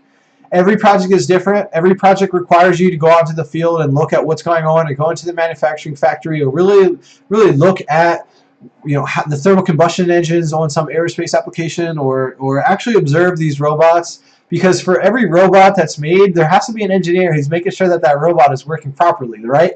Like, that robot is going to replace some sort of repetitive thing in the factory. Or like, if you're a driverless truck driver, or a truck driver, like that driverless truck, which is technically a robot, it's an autonomous vehicle, it's going to replace the driver. The engineers need to make sure that that truck is designed properly, working more efficiently every day. So we're not going to necessarily be replaced, right? Also, the fact is that engineering is a service business, okay? 90% of the money that we make in my company goes towards overhead and paying employees. 65% goes towards paying employees, and the other big percentage of it goes into actually keeping the engineering company alive. Like, we're service providers. What that means is we get hired by other companies to do stuff, to build something, to make robots, to make cars, to design rockets, to write code. So engineering is, you're always in the people business. Like, we have clients. We have project managers who have relationships with people who hire us, who give us these jobs. And what you can't do as a robot is have a relationship with a person.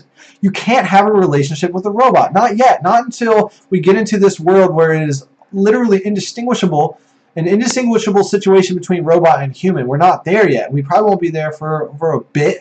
You know, it's hard to forecast, because if you look back 20 years ago, the internet wasn't even a fully fledged thing. So who knows? Like, we could be on Mars in 20 years from now. I think we will be. Robots aren't going to take engineering jobs. They're going to take the jobs of the people who are actually out there hammering stakes and working in the factories. And this is another reason why I think it's very important to not necessarily be just a computer scientist and a software engineer, because software writes software too, guys. Like, artificial intelligence and machine learning, software is already writing software. That's what really machine learning is. It's writing its own software. So if your skill set is just in software, that's kind of a scary future, in my opinion.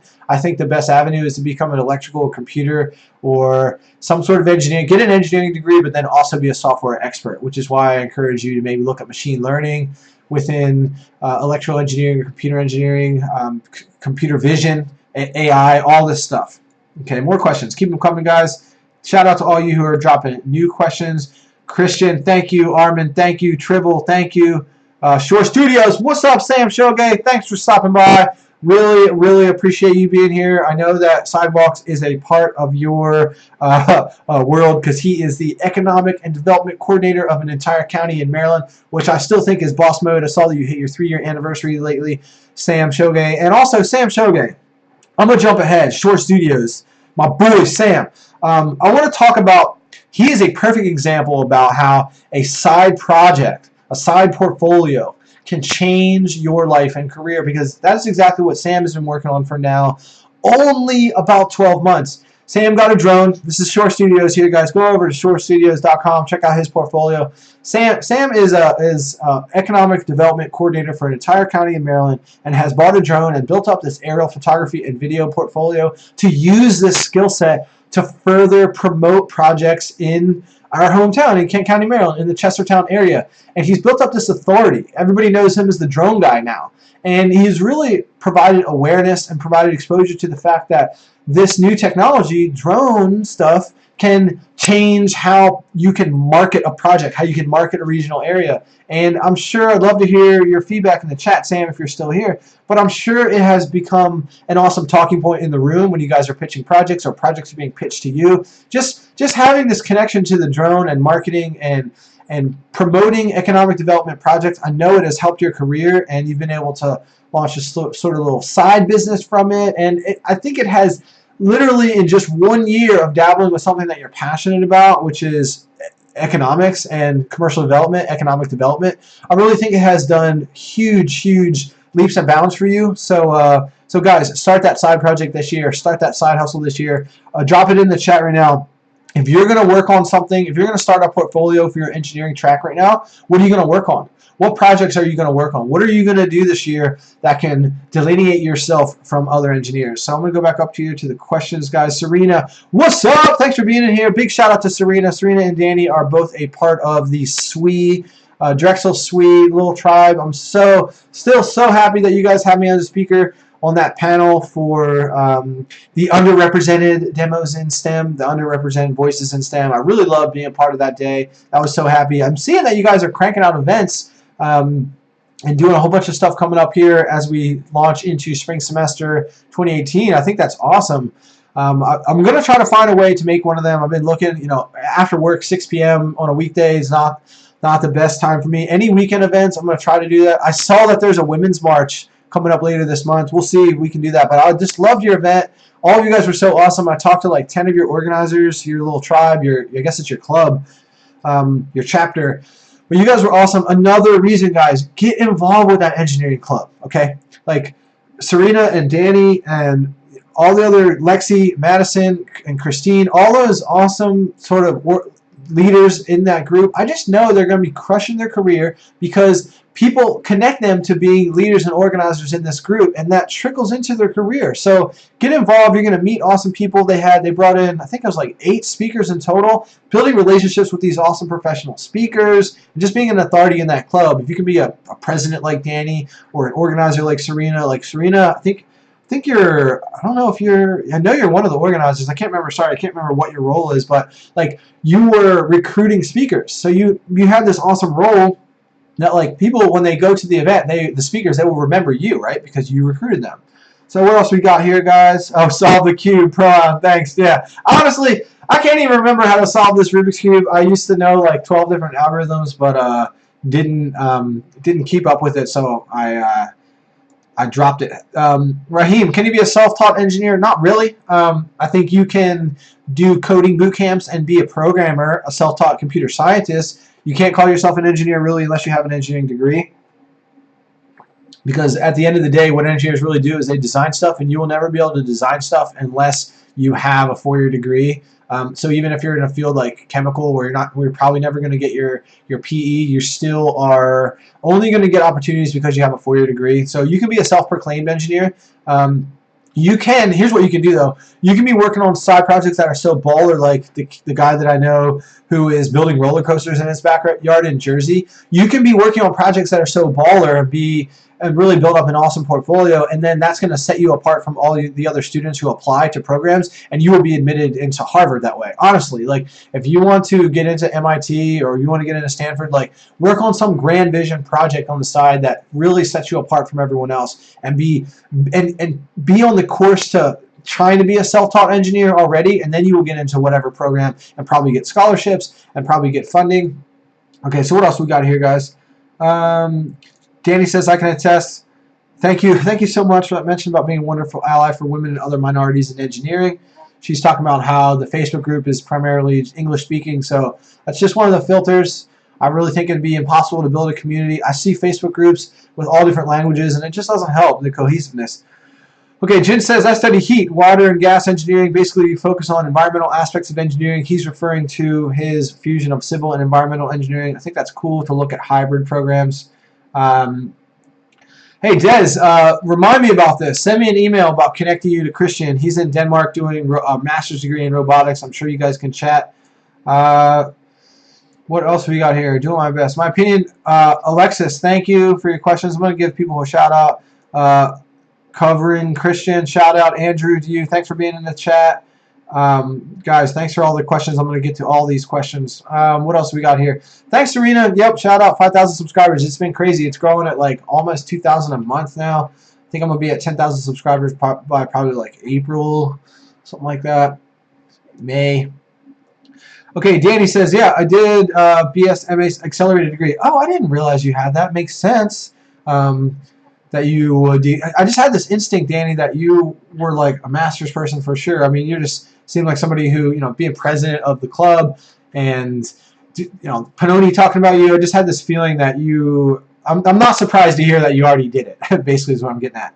I think that like if you already have the master's, if you want to get your MBA too, I think my advice would be, if you can find a way for our company to pay for it, do it. I don't know if we do. But like you already have the master's degree, right? And you're already on this course where you're probably building awesome relationships with your boss. I don't know who the head structural person is out there, or even you have access to like the regional structural people. But like I think you're already on a pathway that you won't need it. Like it's the relationships within the company and even outside of the company. If you can build awesome relationships with our clients and other subcontractors, I think those are the things that will surge your career more than an MBA. Now, I still do recognize this pattern that like most of the division managers have an MBA. So I don't know, maybe get some advice, right? Like since you already have the master's, this is a question that I will be curious to hear from like a 45-year-old decision maker in engineering. Do they really use that MBA as a benchmark to getting you to somewhere like a branch manager in your career? Because like if you can do it 1 year, because a lot of MBA programs are 2 years, like if you have to take it at night, it's going to take a lot of time. Even it could be more than 2-3 years, and it could be costly, right? So you just have to make sure that it's worth it. I would vet that before, but it's definitely not bad. The only reason I'm saying all this is because you already have a master's, right, Danny? So, okay, what else do we got here? FE advice, no problem, Kenny. Yeah, take the FE. That question was definitely take the FE. Random funds, about your FE question, I think you should take the FE in your, I don't know, I mean, take it such that if you don't have a poor initial test, take it such that you can take it again. Like, don't wait until March, April, May if you're going to graduate in May, right? Because what you don't want to say when you're interviewing is, I took it and I have to retake it. So I would encourage you to take it in the fall of your final semester. That way when you're interviewing in the spring, you're going to get this question, have you taken the FE yet? And you can say, yes, I have, and I passed it, right? Like that's best case scenario. Or at worst, you say, if you're in, yeah, you just want to be able to say that you've passed it whenever you're interviewing. So the earlier you can take it, the better. So don't procrastinate it. Also, the worst thing is that you fail it, and you have to like admit that you failed it to everyone, and you just want to be in a position where you can take it and retake it in a plan B emergency scenario if you absolutely have to. So again, shout out to everyone who's in here, 24 live stream people. If you just are joining the stream, let us know what type of engineer you are in the chat below, and also the and where you're from and what type of engineer. And if you have a question, I'll give you a shout out when I'm ripping through all these questions. That's why I'm talking so fast, guys. I'm trying to get to all your questions. Hey, I'm glad that you know about Prepaneer. It's cool. So I have a decent relationship with Justin and Daniel who run Prepaneer. I was going to start doing some interviews for them, but I wasn't able to commit all the time. So we haven't been able to figure all that out. We'll see what we can do in the future. I'm glad you know about them, but their platform is really awesome. Justin's been working on that project for like 8 years. So it's been, and he quit his job like 4 years ago and has been cranking on it. So I'm glad you know about it. Opinion on mechatronics, Alexis. I think that's mechatronics is a great avenue. I think mechatronics is kind of like the fusion of mechanical engineering and robotics. I'm pretty sure I got a couple of requests about what do mechatronics engineers do type videos. So I'm probably going to learn more about that. I learned so much about different things when I'm actually doing scripts for videos, and you know, I really have to make sure I'm on point with my knowledge before I make a video about something. So yeah, what does Jen say? Fortunately, build an awesome relationship with your professors. Yep, takes extra work, but the opportunities really make it worthwhile. Great, Jen. I want to hear. Thank you for that. I want to hear what example do you have for 1% Nation about the relationship that you built with your professor and how it made it worthwhile for you. That's what I would love to hear. Thank you for that. What else we got here? Engineer for free. Again, I'm not sure if you're still in the live stream, but guys, if you are doing if you want some extra study work, study help, and how to do engineering problems, check out engineeringforfree.com.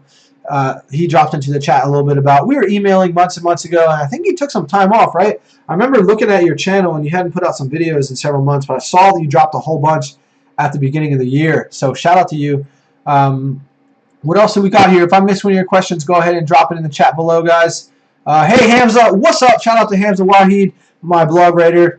He has written like 16 blogs on biomedical engineering. We had a series last year called Biomed Mondays, so thank you again. If you guys want a free way to create authority for yourself on your resume, stand out from other engineers, then you should write a blog about whatever engineering track that you are on, and what better way than to potentially create a segment within 1% Engineer. Because if you guys are passionate enough about some sort of engineering and you want to document your story about all the schools that you're researching and the companies that you're researching and the type of roles that you can research or types of roles that you can work in, what better way than to just summarize what you've learned and then send it to me so it can be on the 1% Engineer blog, just like Hamza has done. So he's using this to build a better relationship with me. He's using this to get some experience on his resume. And just have things that most engineering students will not have. So if you're interested in talking about the stuff that you're already learning, making summaries, and having an official blog spot on 1percentengineer.com, let me know. Drop it in the chat below. And also you should send me an email at hello@1percentengineer.com or hello@jakevoorhees.com. Random funds. I'm not sure what IPFW is. I'm not sure. So let me know what that is. Thank you. What else have we got here? Vine Street Expressway under construction now. Is that one of the cool projects that you're working on, Danny? Seems like it is. I do hear people talking about the Vine Street Expressway even in our office, so it has to be. Pro-Yuan. Thank you, Pro-Yuan, for that correction of your pronunciation. Emmanuel, which English-speaking country is the most lucrative money-wise and has the most job opportunity in each specific sector of engineering? Great question. So a lot of people are going to like instinctively say USA. That's not true. I saw this interesting graph the other day that was how much Western countries make, or it was a balance between how much you work versus how much you make, and Germany was the best. And then it was the Scandinavian countries like Denmark and Sweden. But I think any country in the West is going to pay a little bit better for an engineering degree. And what I mean by West is any Central European, really any European, but any EU country in Europe, Australia, Canada, the United States, South Africa, any of these countries will pay the most for an engineering degree. But again, I really try to shut down these types of questions because, like, you're not going to get an opportunity to study abroad or get a job abroad because that country pays more, right? The competition pays more. So the way to get in to connect yourself to these opportunities is to build awesome relationships and just use that relationship to create the path of least resistance for you, and you will find a connection to something, and you will get hooked up there. And then if you crush it, if you do a good job, if you find yourself in a field, a niche of whatever engineering pathway that you are on, and you can really just do a great job, that's the path to get a better promotion, to become a team leader, to make your boss look good with technical designs, whatever. That's the path to making a bunch of money. It has less to do with the country that you're in, has more to do with how good you can be. And I think being the best engineer you can be is setting yourself up by success by creating awesome relationships and letting opportunities flow into you because you invested in those relationships. What else we got here? Keep dropping the questions, guys. Do I think ME in Asia is a good idea? Yeah, sure. Studying, I mean, it depends. Depends what country. I don't know as much about schools in Asia. It depends. Like, you know, if you will go to Korea, absolutely. Korea has great schools. If you go to Japan, absolutely, great schools. I know people who study in China, great schools, especially if you go to Hong Kong, because it's pretty Western, very different from mainland China. What else we got here, guys? Yeah, our debate, our society presentation, I wanted to help out. Any tips? I'm not sure what your question is, Shemsi. Oh, I got you. Talking about ME in Asia. Yeah, I don't think I'm the best person to answer that, so I'm not going to really dive into that. I'm not really sure. What do I do specifically? Des, I'm a transportation engineer. I'm a civil engineer by trade. What programs do I use? We use MicroStation, which is another CAD program. Most civil engineers use AutoCAD. Danny, I would love to hear if you use AutoCAD or MicroStation. I have a feeling you use AutoCAD, Autodesk AutoCAD, because we use MicroStation because Del.Dot is our main client. Because I work in Delaware, guys, and they want MicroStation. It's not the same. It's very different. But really, like drafting is drafting. Other programs I use, really just MicroStation, to be honest. I mean, I think like I use Vism, to be honest, because I do programming and modeling and like microsimulation modeling. But besides that, you really just need to know the CAD ecosystem as a civil engineer. If you were to go into like water resources engineering, like our water resources engineer, who also is a civil engineer, but she got her master's in water, she uses a lot of GIS programs, so using ArcGIS is not a bad thing. Knowing how to use Revit, knowing how to use SketchUp, mostly Revit. Revit is like the better version of Google SketchUp, is really good. Knowing the BRIM or the BIM workflow, which is it's not a software. Building information modeling and bridge information modeling is a workflow. It's a collection of software programs that help you build a bridge and build a building piece by piece, almost like in a 3D modeling ecosystem, such that you can go in and once you build the model, you can get all the specs and all the quantities. And say, oh, how many beams is this? What's the square footage of all this, whatever, and just run all the calcs. But you need to know these softwares. So that's at least a really good list for what civil engineers do. I'm sure there's some geotechnical applications that I don't know about. I'm sure there's some environmental programs that I don't know about. There's like HECRES, which is some sort of like water resources type program. But that's everything that I use. Shout out to you again, Sam. Thank you for that. Yeah, Bob is awesome. Yeah, maybe I will be in headquarters. We'll see. Yeah, I showed him the YouTube channel and everything, and I showed him that, like, you know, this channel alone is almost getting 60,000 views a month. Like, what would that do for Pannoni if over time? Because pretty soon, like in a year from now, this is going to be 500, 600,000 views a month. Like, what would that do for Pannoni if we could start making more videos and becoming an authority for example, smart cities or whatever. What else we got here? I had a good question the other day. One says, do I believe with all the technology getting advanced that... Oh, I already answered that. Sorry. Why am I bald? Baldness is a genetic thing. I'm bald because like the men in my family, particularly my mom's dad, is bald. But just to hack things about baldness, a lot of guys are like self-conscious about being bald. Like you guys will see that like in some of my videos, especially starting out, I wore a hat just because I wasn't really sure about just like totally being myself going on YouTube. But you'll see like in most of my videos outside of this one, I'm not.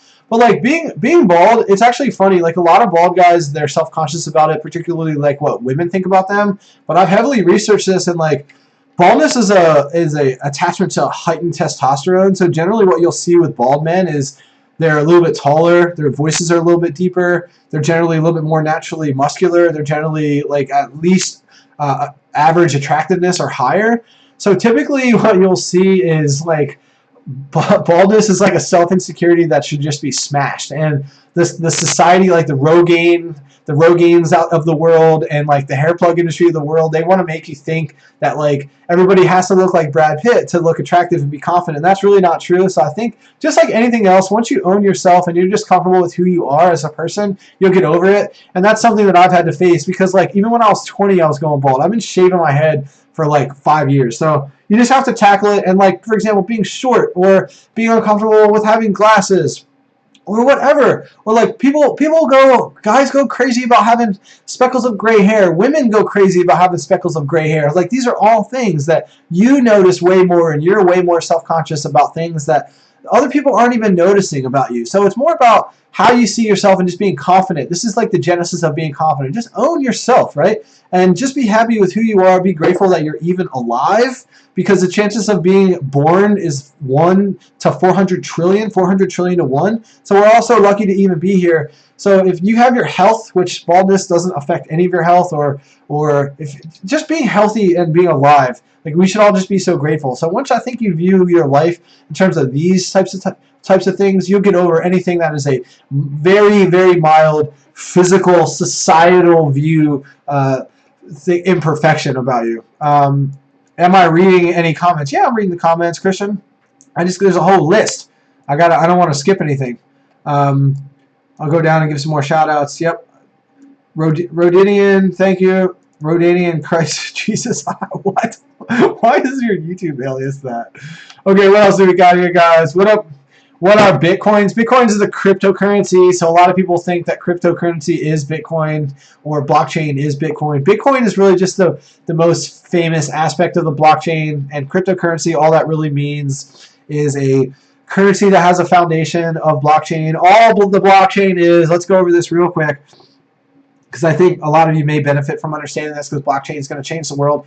What blockchain is instead of having a regulation authority, for example, like a bank, like banks and credit card companies managing money, you have all these individual accounts, which are people, and all of us have money. And what the blockchain does is it has no regulators. What it is a big community where all of the accounts, all of the users are connected in what is called the blockchain. And before a new account comes into the blockchain, all the other accounts in the blockchain authenticate that new account. And they're all cross-referencing each other. And they're saying, yep, this person must have had their money from this. We see that they have a job, or we see that they transferred funds from this other thing. And we see that they've been making legitimate transactions with other accounts. And before it's fully integrated into the community, all the other accounts are vetting out that account. And then during transactions, for example, like Venmo, if you guys are on that, or if you buy something, that's what, like, if you go to the grocery store and you swipe your credit card, that credit card is being a middleman between the person and the grocery store. That grocery store trusts the credit card, and you trust the credit card to deliver your money. The blockchain removes that middleman, and you have the ability to vet each other to say, yep, this person is actually going to take my money, and this person is actually going to give my money, and the whole blockchain foundational community will authenticate that transaction. And if there's something wrong, if there's a flaw, a flag, if this person has been affiliated, one account has been affiliated with bad behavior. For example, if your credit card was just voided at the last place that you stopped by, because that's happened to me. My credit card number was taken, and they tried, and then it was accepted.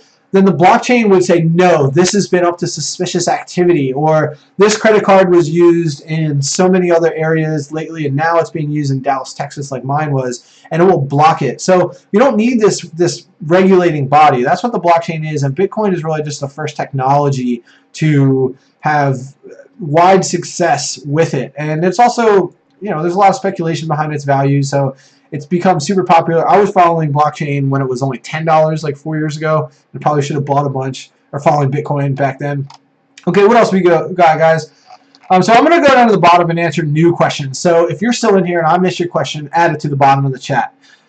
So chances of 4 trillion to 1, the mathematics is really simple. So it comes down to in humans, human women on average they have a set amount of eggs. We're going to get into human biology real quick. A set amount of eggs in their lifetime, and each of those is unique. And once they go through the healthy amount of eggs, they basically, they're not fertile any longer. And this is why it's really important for women to have babies before they're 40, because once you hit 40, you have such a heightened percentage of birth defects, most notably Down syndrome. So they have a set amount of healthy eggs, and that multiplied by the amount of sperm cells, I think either in an average man's lifetime, or even, I can't even think if it's just like one encounter, I can't remember, but that the amount of eggs times like the amount of sperm cells that your dad produced in his lifetime, I think that's what it is 400 trillion.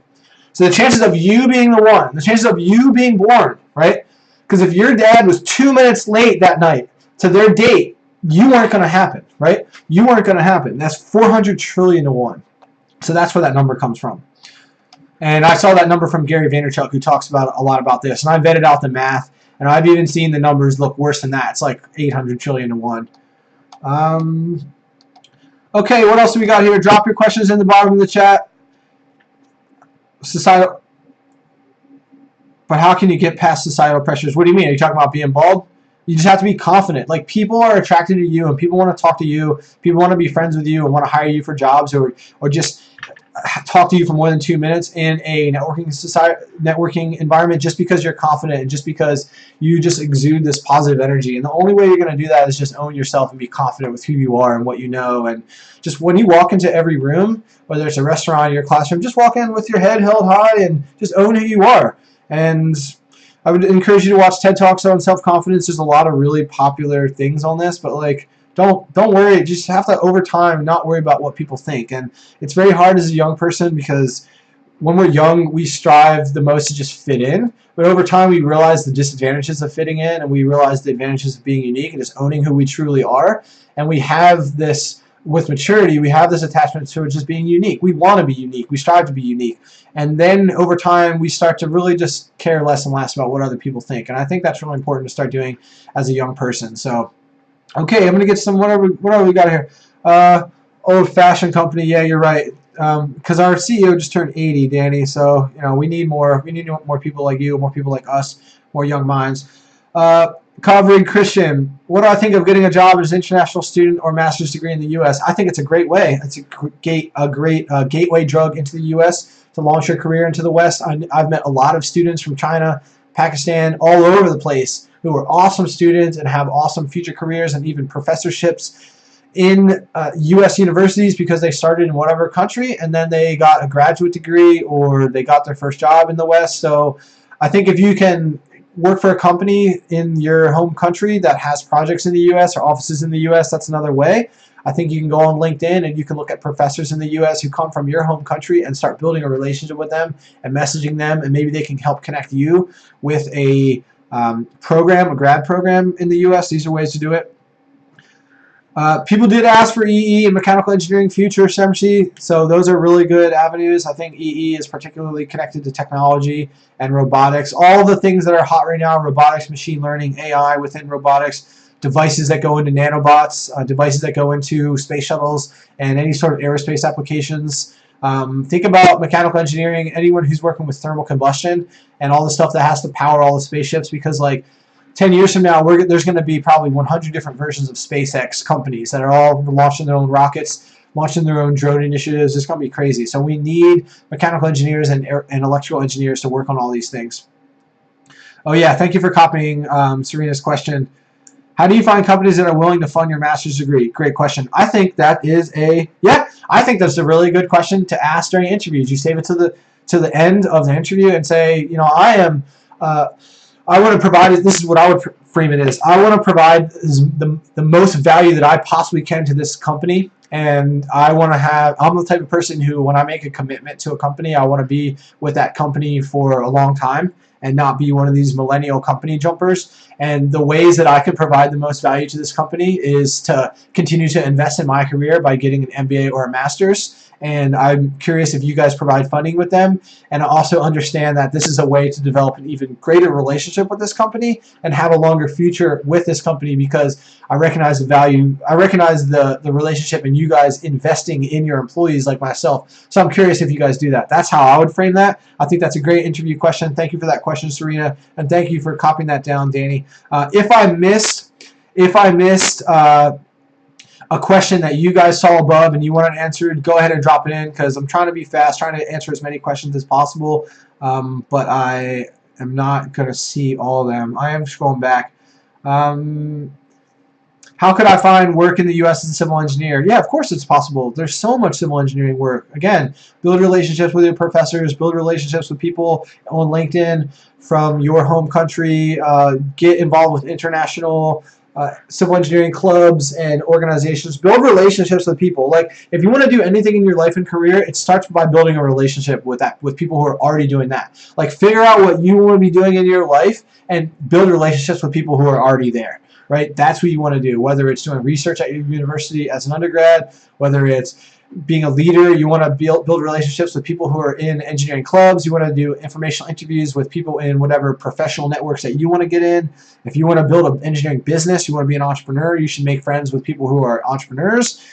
Figure out where you want to be in your life and build relationships with the people who are already doing that. It's huge, huge for your life. What else have we got here? No problem, Serena. Thanks for being here. What is my opinion on Elon Musk? So if you haven't recognized, it's not in the stream right now, but in every single video, there's a book. There's the book cover of the Elon Musk book. I love Elon Musk. He's my biggest hero, #1 engineer to aspire to be like. Not because he's a game changer, not because he is crazy with his work ethic, but really because what he's done in terms of founding companies that are changing the world for the better.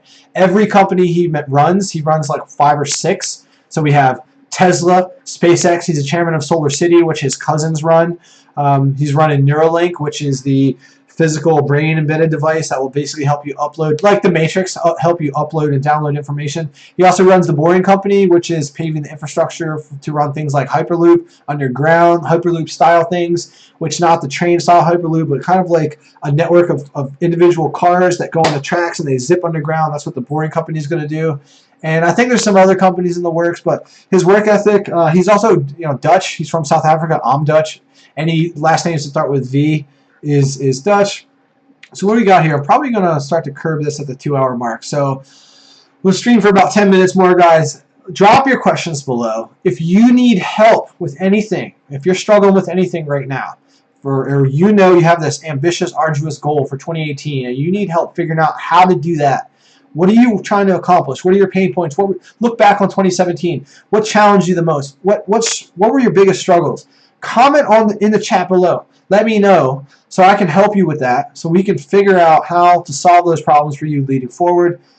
And one of the good things about how I put the chat in the stream is so that I don't lose the chat forever, because if you don't put the chat in the stream, the chat actually disappears after the video. So that's primarily the reason why it's there, so that anyone watching this video can see the context of the questions as they funnel through, and how I also can go back to the video and answer your questions. So even if I can't get to it in the stream, drop your questions, your pain points, your struggles, your challenges, your issues, whatever. What are you trying to accomplish and you're struggling to achieve? And I can get to that in this stream or later video. So what else we got here? Finding a job as a second-year student is very hard. Disagree. I had a internship after second year. Again, if you are hustling on the side, if you're building a portfolio, if you're working on projects, if you're building relationships, if you're already building relationships with clubs and societies, if you're already an officer, if you're doing informational interviews, if you are really doing all the things that other engineers are not willing to put in the time to do, so that you can have a internship and have the potential to have a young career that other students can't, this is what you need to do. You need to put in the work that other people don't, so you can have a career that other people can't, okay? So put in the time to do all this extra stuff that we commonly talk about, and you can definitely have an internship even after freshman year, honestly. You can. If you build relationships, if you set yourself apart from all other engineers, you can. So you just got to do informational interviews. Become a club officer, treasurer, secretary, whatever. In order to have extra opportunities, you got to go the extra mile. Gents, it's just like, how do I mention my side projects? Great, Emmanuel, good question. How do I mention my side projects on my resume? You don't. You bring your portfolio to the interview. You have printouts of the projects you're working on. If you're like, when I look for new opportunities and relationships now, I give them like my creative resume aside from my regular resume, which is like my portfolio. I talk about how I'm a board member of the Mars Generation. I talk about this YouTube channel and this project and the email list, how big it is, and how this thing gets like 55,000 views a month, and all this other stuff that I'm working on. Social media, not director, but social media coordinator, chair of the Global Marathon for Discovery, all this stuff that I work on, and I have it in like a portfolio, print out information of all this stuff. TEDx interviewer for TEDx Wilmington, did like 96 interviews last year. So you have to put it as a separate takeaway, and you almost give them a little tiny folder and say, hey, this is all the stuff that I'm working on. You can have pictures and printouts of the designs that you build and all the stuff that you do. Again, if you put out content, blog, if you do an Instagram, like, hey, I've been building this Instagram account of awesome architectural designs. Whatever you're working on, I could probably come up with 15 different examples of portfolio fillers just off the hip here, depending on your type of engineering. Like if you're in robotics or mechanical engineering, you're 3D printing, make a portfolio of all the 3D printing things that you do and talk about all the stuff that you do and how you're regularly blogging about all this stuff. Like you have to do stuff. You have to actually, in order to build a portfolio, you have to first be doing stuff, and then you just make a summary. Like that's what a portfolio is. It's a summary of all the stuff you work on, and then you bring it as an extra side note into the interview, and then hand it to them so that they can leaf through it after your interview. What other questions do we have here, guys? I think that might be everything. Do I think, oh, Danny, sorry I missed your question. Do I think soft skills should be more incorporated into engineering education? Absolutely. That's kind of the genesis of this channel, this platform, this community, is that I don't think we talked about all this important stuff as much or anywhere near as much that we should have, because I didn't understand the value of relationships. I didn't really understand how to build awesome rapport with my colleagues. I like this. I like your second resume mentioned, Danny. I didn't really understand that like doing things like being a club president was really going to accelerate my career, because I talked to the club president of the ASH chapter at UD, who's an intern in our office, and he said that like he gets so many eyebrow raisers at networking events just saying that he's the ASH club president. Like I didn't know until reading a book about what you can do as a student to crush it in your career, and how it says it's like Chapter 3, be a club president. Hey, Sneha, thanks for stopping by. I'm really glad you're here. I know that we've been emailing like along this whole year journey, so shout out to you for being along here from the beginning. Yeah, I think soft skills and just being confident in the room interviewing, and how to network, and like how to really do business development for your company, and like going to job interviews even as a young professional, like not job interviews, like networking events, like that is how you will get more work, because you're putting in face time, you're putting in rapport. Because if you're not putting in that face time at networking events for your company, then you're not top of mind, and you will not always get those project opportunities. So I think there's a huge situation that can be added, a huge almost program boost, program opportunity for universities to incorporate it into their curriculum. Here's the thing though, is there's not as much incentive. See, that would benefit the professional industry, and what a lot of universities are trying to do is get you ready for grad school. I think like a lot of the theoretical, a lot of the higher end, like if you look back at what you learned, Danny, in undergrad for civil, most of that stuff is getting you ready for master's degree and PhD, right? They want you to potentially be ready for that, because they know that when you get on the job, you're gonna have to relearn. You're gonna learn all the stuff that you need to know for that job, 90% of it, when you actually get on the job, right? That university can't possibly get you ready for the professional sector in the way that everyone thinks that it will, because every company does things different, every sector is different, every situation is different, and you can't possibly do that. But you can teach the soft skills, but that would benefit more of the companies. So I think there's almost like a sort of balance in terms of ROI there to be played out, but it's an interesting topic for sure. So Danny, you mentioned something here. Not a bad question, but I think I should do a video slash Facebook post about your second resume. I love this. You're right. I love this. I think your LinkedIn account is like your second resume. It's an opportunity to show all the other stuff that you're involved with, because when I find a student or a professional, the first thing I do is I go to their LinkedIn and see if they're involved with a bunch of stuff. I see if they're writing articles. I see if they're involved with clubs. I see if they're involved with whatever. So that's like the first layer, and you can have a creative resume.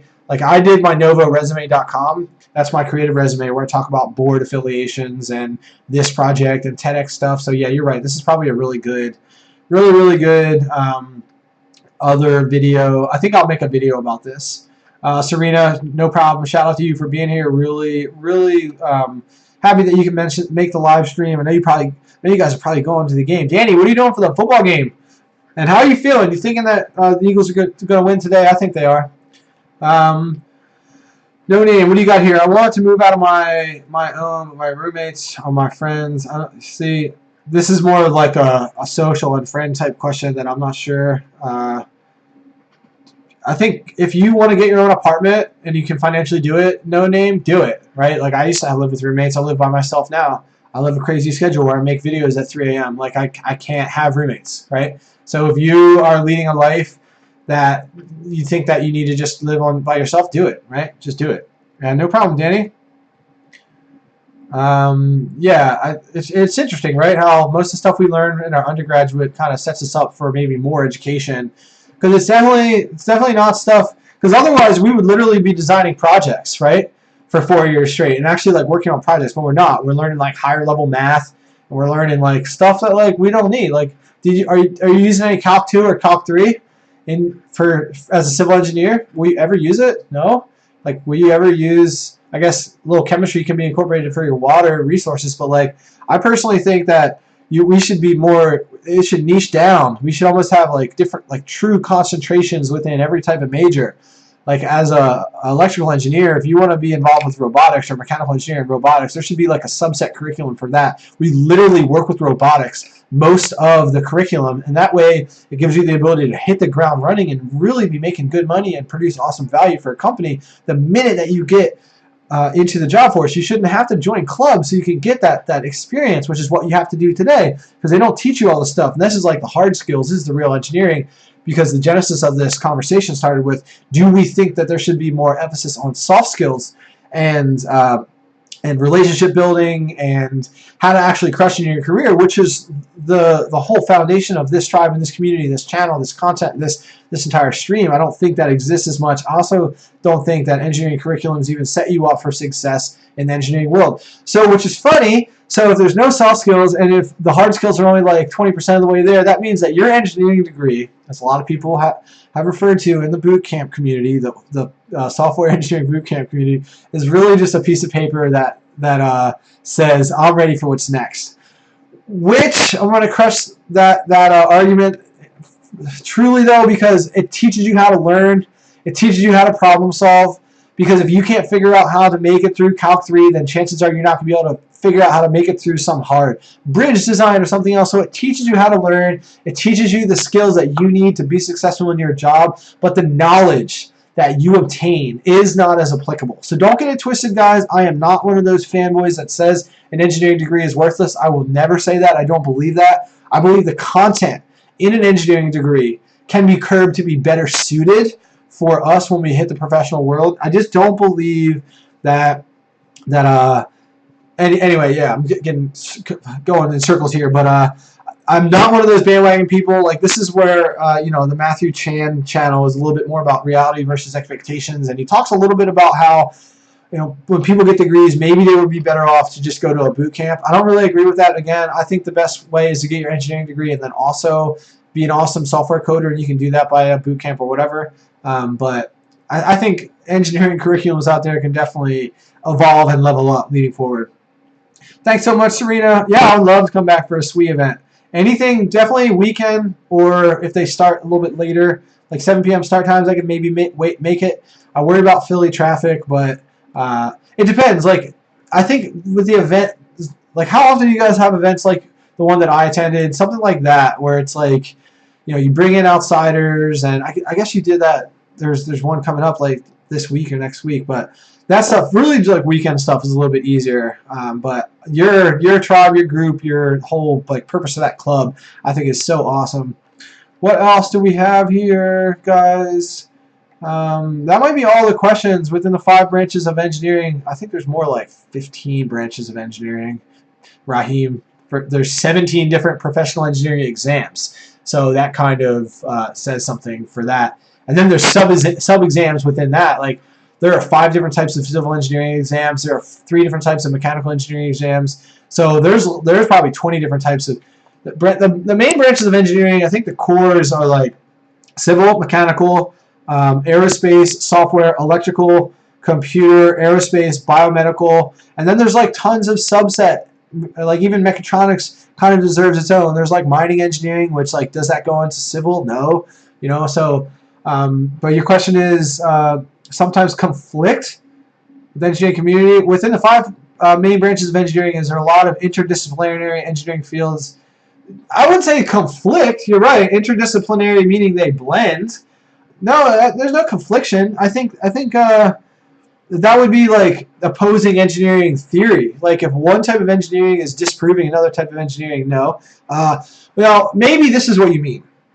Things like chemical engineering is kind of a dying field because the things that we used chemicals to do before, we have now nanobots to do, right? We don't have to use a chemical to introduce a chemical into an ecosystem, whether that's our body or some sort of design mechanism. Like we can use nanomaterials to do physical coatings instead of using chemical products that are going to be dangerous to create, that is going to have some sort of byproduct to the environment. It's going to be bad for the workers. It's also, we're seeing a decline in the petroleum industry, again, because of other industries. So what happens is things become obsolete within engineering. And therefore, different fields of engineering may conflict.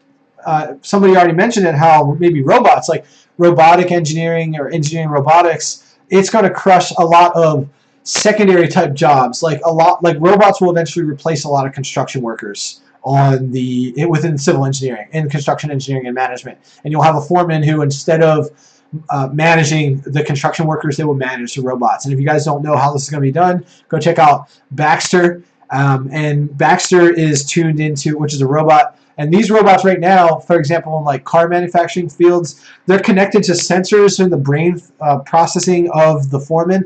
And the foreman is walking around, and she or he, like the robot can sense if you sense conflict. Like if you look at something right away, you almost have like this hot flash in your body and you see that's going wrong, the robots will freeze. You don't need to say anything. You don't need to hit a button. They're connected to your thought processing, right? So this is how things will be done. The foreman will just be looking around a job site and will sense if there's something going wrong, and the robots will stop. So I think that's how I can answer your question, that's how certain engineering fields conflict with others. They don't conflict with others. It's just that one engineering field may dramatically change another. Like sustainable engineering and the people who are behind the solar panel movement is dramatically changing petroleum engineering. We don't need as many oil products because we can produce clean energy today, right? The environmental engineering advocates of the world are pushing for more solar power, and that is shifting how we look at power consumption and grid engineering, right? So it's not that conflict, they help each other evolve. That's the point of engineering, is that we get better over time, more cost effective, more clean, more efficiencies in design, and things like that. So final questions. Drop out your final questions here, guys. We're going to cut the stream here. Thanks again so much for being on this journey. I started the 1% Engineer Show almost 11 months ago. February 15th was when episode 1 came out. And between February 15th and mid-June, I only did 16 episodes because I was moving from Vancouver. And from June to now, which is 6-7 months, I've done 70 episodes. So it's been crazy. I've been sticking to 2 per week. I really haven't missed any. And it's that consistency on YouTube. It is you guys watching these videos, because how YouTube works is you put out a video, and if no one watches it, it recognizes that video sucks. So in order for videos to be successful, it's this loop that people have to be there to watch them. And you guys being subscribers, you guys liking, like please like every video, comment on every video. Even if you don't have time to watch the whole video, say thanks again for a great video, Jake. keep it up or whatever. Just if you comment on video, it helps YouTube, especially if you write positive remarks like great video, thank you. It helps the YouTube algorithm recognize that this video is good content, and then it will put those videos in terms of suggesting them next to other videos. And that's really how this channel has launched in the last 3 months. Is over time, YouTube recognizes that these videos are valuable to people. I have several videos that are 10,000 or nearly 10,000. Best engineering student apps, the engineering, civil engineering, what do they actually do? Shout out to you, Sania. Thank you for being here. Shout out to you, Rosa Black. Thank you for being here. But please, again, continue to share these videos. If you like this content, guys, if it has been helping you, drop the link to a friend. Share a video with a friend. I see every share. My videos have been shared almost 1,000 times. On Reddit and even individually in people SMSing it. YouTube tracks when these videos get shared out into the world and get open. So please like videos, comment on videos. Keep subscribing. Make sure you hit the bell. Make sure you hit the bell on the subscription mark, guys, because that will make it so that you get an email when I go live. You'll get an email when I release a new video. And YouTube also recognizes that certain videos, they get interaction immediately. Random funds, great question. So a lot of creators, they do live streams every Saturday. Now, I'm not going to be able to do that because sometimes I'm at events and things like that. But I should get on a live stream schedule. So get in random funds. If you're not in the Facebook group, get in the Facebook group. I'm going to do a poll, okay? And I'm going to see when 1% Nation can best make live streams, and if that is some obscure time in the middle of the week, or if it is weekends, particularly now that football is almost over, maybe Sunday afternoons will be better. But I would love to do a weekly live stream and incorporate that into the weekly video and be able to do 3 videos a week that way. So thank you so much. Yeah, people really love the live streams. I think they love the ability to see somebody raw on camera, like they're YouTube creators who aren't.